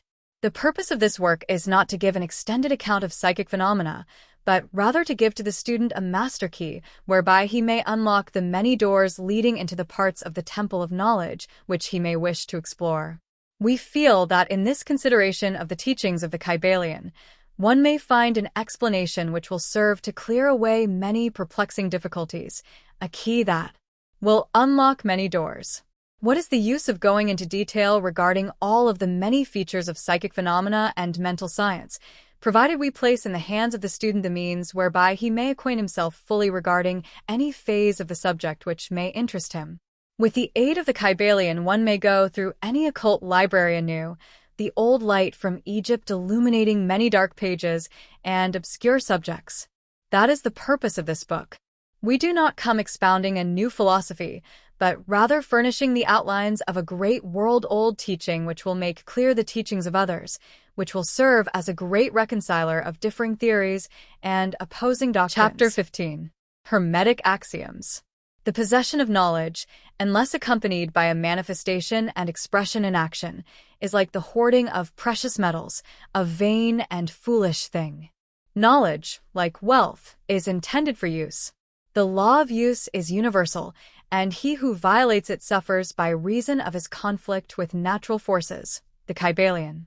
The Hermetic teachings, while always having been kept securely locked up in the minds of the fortunate possessors thereof, for reasons which we have already stated, were never intended to be merely stored away and secreted. The law of use is dwelt upon in the teachings, as you may see by reference to the above quotation from the Kybalion, which states it forcibly. Knowledge without use and expression is a vain thing, bringing no good to its possessor or to the race. Beware of mental miserliness, and express into action that which you have learned. Study the axioms and aphorisms, but practice them also. We give below some of the more important Hermetic axioms from the Kybalion, with a few comments added to each. Make these your own and practice and use them, for they are not really your own until you have used them. To change your mood or mental state, change your vibration, the Kybalion. One may change his mental vibrations by an effort of will, in the direction of deliberately fixing the attention upon a more desirable state. Will directs the attention, and attention changes the vibration. Cultivate the art of attention by means of the will, and you have solved the secret of the mastery of moods and mental states. To destroy an undesirable rate of mental vibration, Put into operation the principle of polarity and concentrate upon the opposite pole to that which you desire to suppress. Kill out the undesirable by changing its polarity, the Kybalion. This is one of the most important of the Hermetic formulas. It is based upon true scientific principles. We have shown you that a mental state and its opposite were merely the two poles of one thing, and that by mental transmutation the polarity might be reversed. This principle is known to modern psychologists, who apply it to the breaking up of undesirable habits by bidding their students concentrate upon the opposite quality. If you are possessed of fear, do not waste time trying to kill out fear, but instead cultivate the quality of courage, and the fear will disappear. Some writers have expressed this idea most forcibly by using the illustration of the dark room. You do not have to shovel out or sweep out the darkness, but by merely opening the shutters and letting in the light, the darkness has disappeared. To kill out a negative quality, concentrate upon the positive pole of that same quality, and the vibrations will gradually change from negative to positive, until finally you will become polarized on the positive pole instead of the negative. The reverse is also true, as many have found out to their sorrow, when they have allowed themselves to vibrate too constantly on the negative pole of things. By changing your polarity, you may master your moods, change your mental states, remake your disposition, and build up character. Much of the mental mastery of the advanced Hermetics is due to this application of polarity, which is one of the important aspects of mental transmutation. Remember the Hermetic axiom, quoted previously, which says, "Mind, as well as metals and elements, may be transmuted from state to state, degree to degree, condition to condition, pole to pole, vibration to vibration," the Kybalion. The mastery of polarization is the mastery of the fundamental principles of mental transmutation or mental alchemy, for unless one acquires the art of changing his own polarity, he will be unable to affect his environment. An understanding of this principle will enable one to change his own polarity as well as that of others, if he will but devote the time, care, study, and practice necessary to master the art. The principle is true, but the results obtained depend upon the persistent patience and practice of the student. Rhythm may be neutralized by an application of the art of polarization, the Kybalion. As we have explained in previous chapters, the Hermetists hold that the principle of rhythm manifests on the mental plane as well as on the physical plane, and that the bewildering succession of moods, feelings, emotions, and other mental states are due to the backward and forward swing of the mental pendulum, which carries us from one extreme of feeling to the other. The Hermetists also teach that the law of neutralization enables one, to a great extent, to overcome the operation of rhythm in consciousness. As we have explained, there is a higher plane of consciousness, as well as the ordinary lower plane, and the master, by rising mentally to the higher plane, causes the swing of the mental pendulum to manifest on the lower plane, and he, dwelling on his higher plane, escapes the consciousness of the swing backward. This is effected by polarizing on the higher self, and thus raising the mental vibrations of the ego above those of the ordinary plane of consciousness. It is akin to rising above a thing, and allowing it to pass beneath you. The advanced Hermetist polarizes himself at the positive pole of his being, the I am pole rather than the pole of personality, and by refusing and denying the operation of rhythm, raises himself above its plane of consciousness, and standing firm in his statement of being, he allows the pendulum to swing back on the lower plane without changing his polarity. This is accomplished by all individuals who have attained any degree of self-mastery, whether they understand the law or not. Such persons simply refuse to allow themselves to be swung back by the pendulum of mood and emotion, and by steadfastly affirming the superiority, they remain polarized on the positive pole. The master, of course, attains a far greater degree of proficiency because he understands the law which he is overcoming by a higher law, and by the use of his will he attains a degree of poise and mental steadfastness almost impossible of belief on the part of those who allow themselves to be swung backward and forward by the mental pendulum of moods and feelings. Remember always, however, that you do not really destroy the principle of rhythm, for that is indestructible.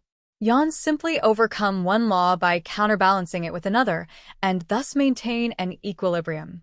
The laws of balance and counterbalance are in operation on the mental as well as on the physical planes, and an understanding of these laws enables one to seem to overthrow laws, whereas he is merely exerting a counterbalance. Nothing escapes the principle of cause and effect, but there are many planes of causation, and one may use the laws of the higher to overcome the laws of the lower, the Kybalion. By an understanding of the practice of polarization, the Hermetists rise to a higher plane of causation and thus counterbalance the laws of the lower planes of causation. By rising above the plane of ordinary causes, they become themselves, in a degree, causes instead of being merely caused. By being able to master their own moods and feelings, and by being able to neutralize rhythm, as we have already explained, they are able to escape a great part of the operations of cause and effect on the ordinary plane. The masses of people are carried along, obedient to their environment, the wills and desires of others stronger than themselves, the effects of inherited tendencies, the suggestions of those about them, and other outward causes, which tend to move them about on the chessboard of life like mere pawns. By rising above these influencing causes, the advanced Hermetists seek a higher plane of mental action, and by dominating their moods, emotions, impulses, and feelings, they create for themselves new characters, qualities, and powers, by which they overcome their ordinary environment, and thus become practically players instead of mere pawns. Such people help to play the game of life understandingly, instead of being moved about this way, and that way by stronger influences and powers and wills. They use the principle of cause and effect, instead of being used by it. Of course, even the highest are subject to the principle as it manifests on the higher planes, but on the lower planes of activity, they are masters instead of slaves. As the Kybalion says, the wise ones serve on the higher, but rule on the lower. They obey the laws coming from above them, but on their own plane, and those below them, they rule and give orders. And yet, in so doing, they form a part of the principle, instead of opposing it. The wise man falls in with the law, and by understanding its movements, he operates it instead of being its blind slave. Just as does the skilled swimmer turn this way and that way, going and coming as he will, instead of being as the log which is carried here and there, so is the wise man as compared to the ordinary man, and yet both swimmer and log, wise man and fool, are subject to law. He who understands this is well on the road to mastery, the Kybalion. In conclusion, let us again call your attention to the Hermetic axiom. True Hermetic transmutation is a mental art, the Kybalion. In the above axiom, the Hermetists teach that the great work of influencing one's environment is accomplished by mental power. The universe being wholly mental, it follows that it may be ruled only by mentality. And in this truth is to be found an explanation of all the phenomena and manifestations of the various mental powers which are attracting so much attention and study in these earlier years of the 20th century. Back of and under the teachings of the various cults and schools remains ever constant the principle of the mental substance of the universe. If the universe be mental in its substantial nature, then it follows that mental transmutation must change the conditions and phenomena of the universe. If the universe is mental, then mind must be the highest power affecting its phenomena. If this be understood, then all the so-called miracles and wonder-workings are seen plainly for what they are. The all is mind, the universe is mental, the Kybalion. Finus. Bibliography 3 Initiates, William Walker Atkinson. The Kybalion, a study of the Hermetic philosophy of ancient Egypt and Greece. Chicago, Illinois. The Yogi. Publication Society, 1908.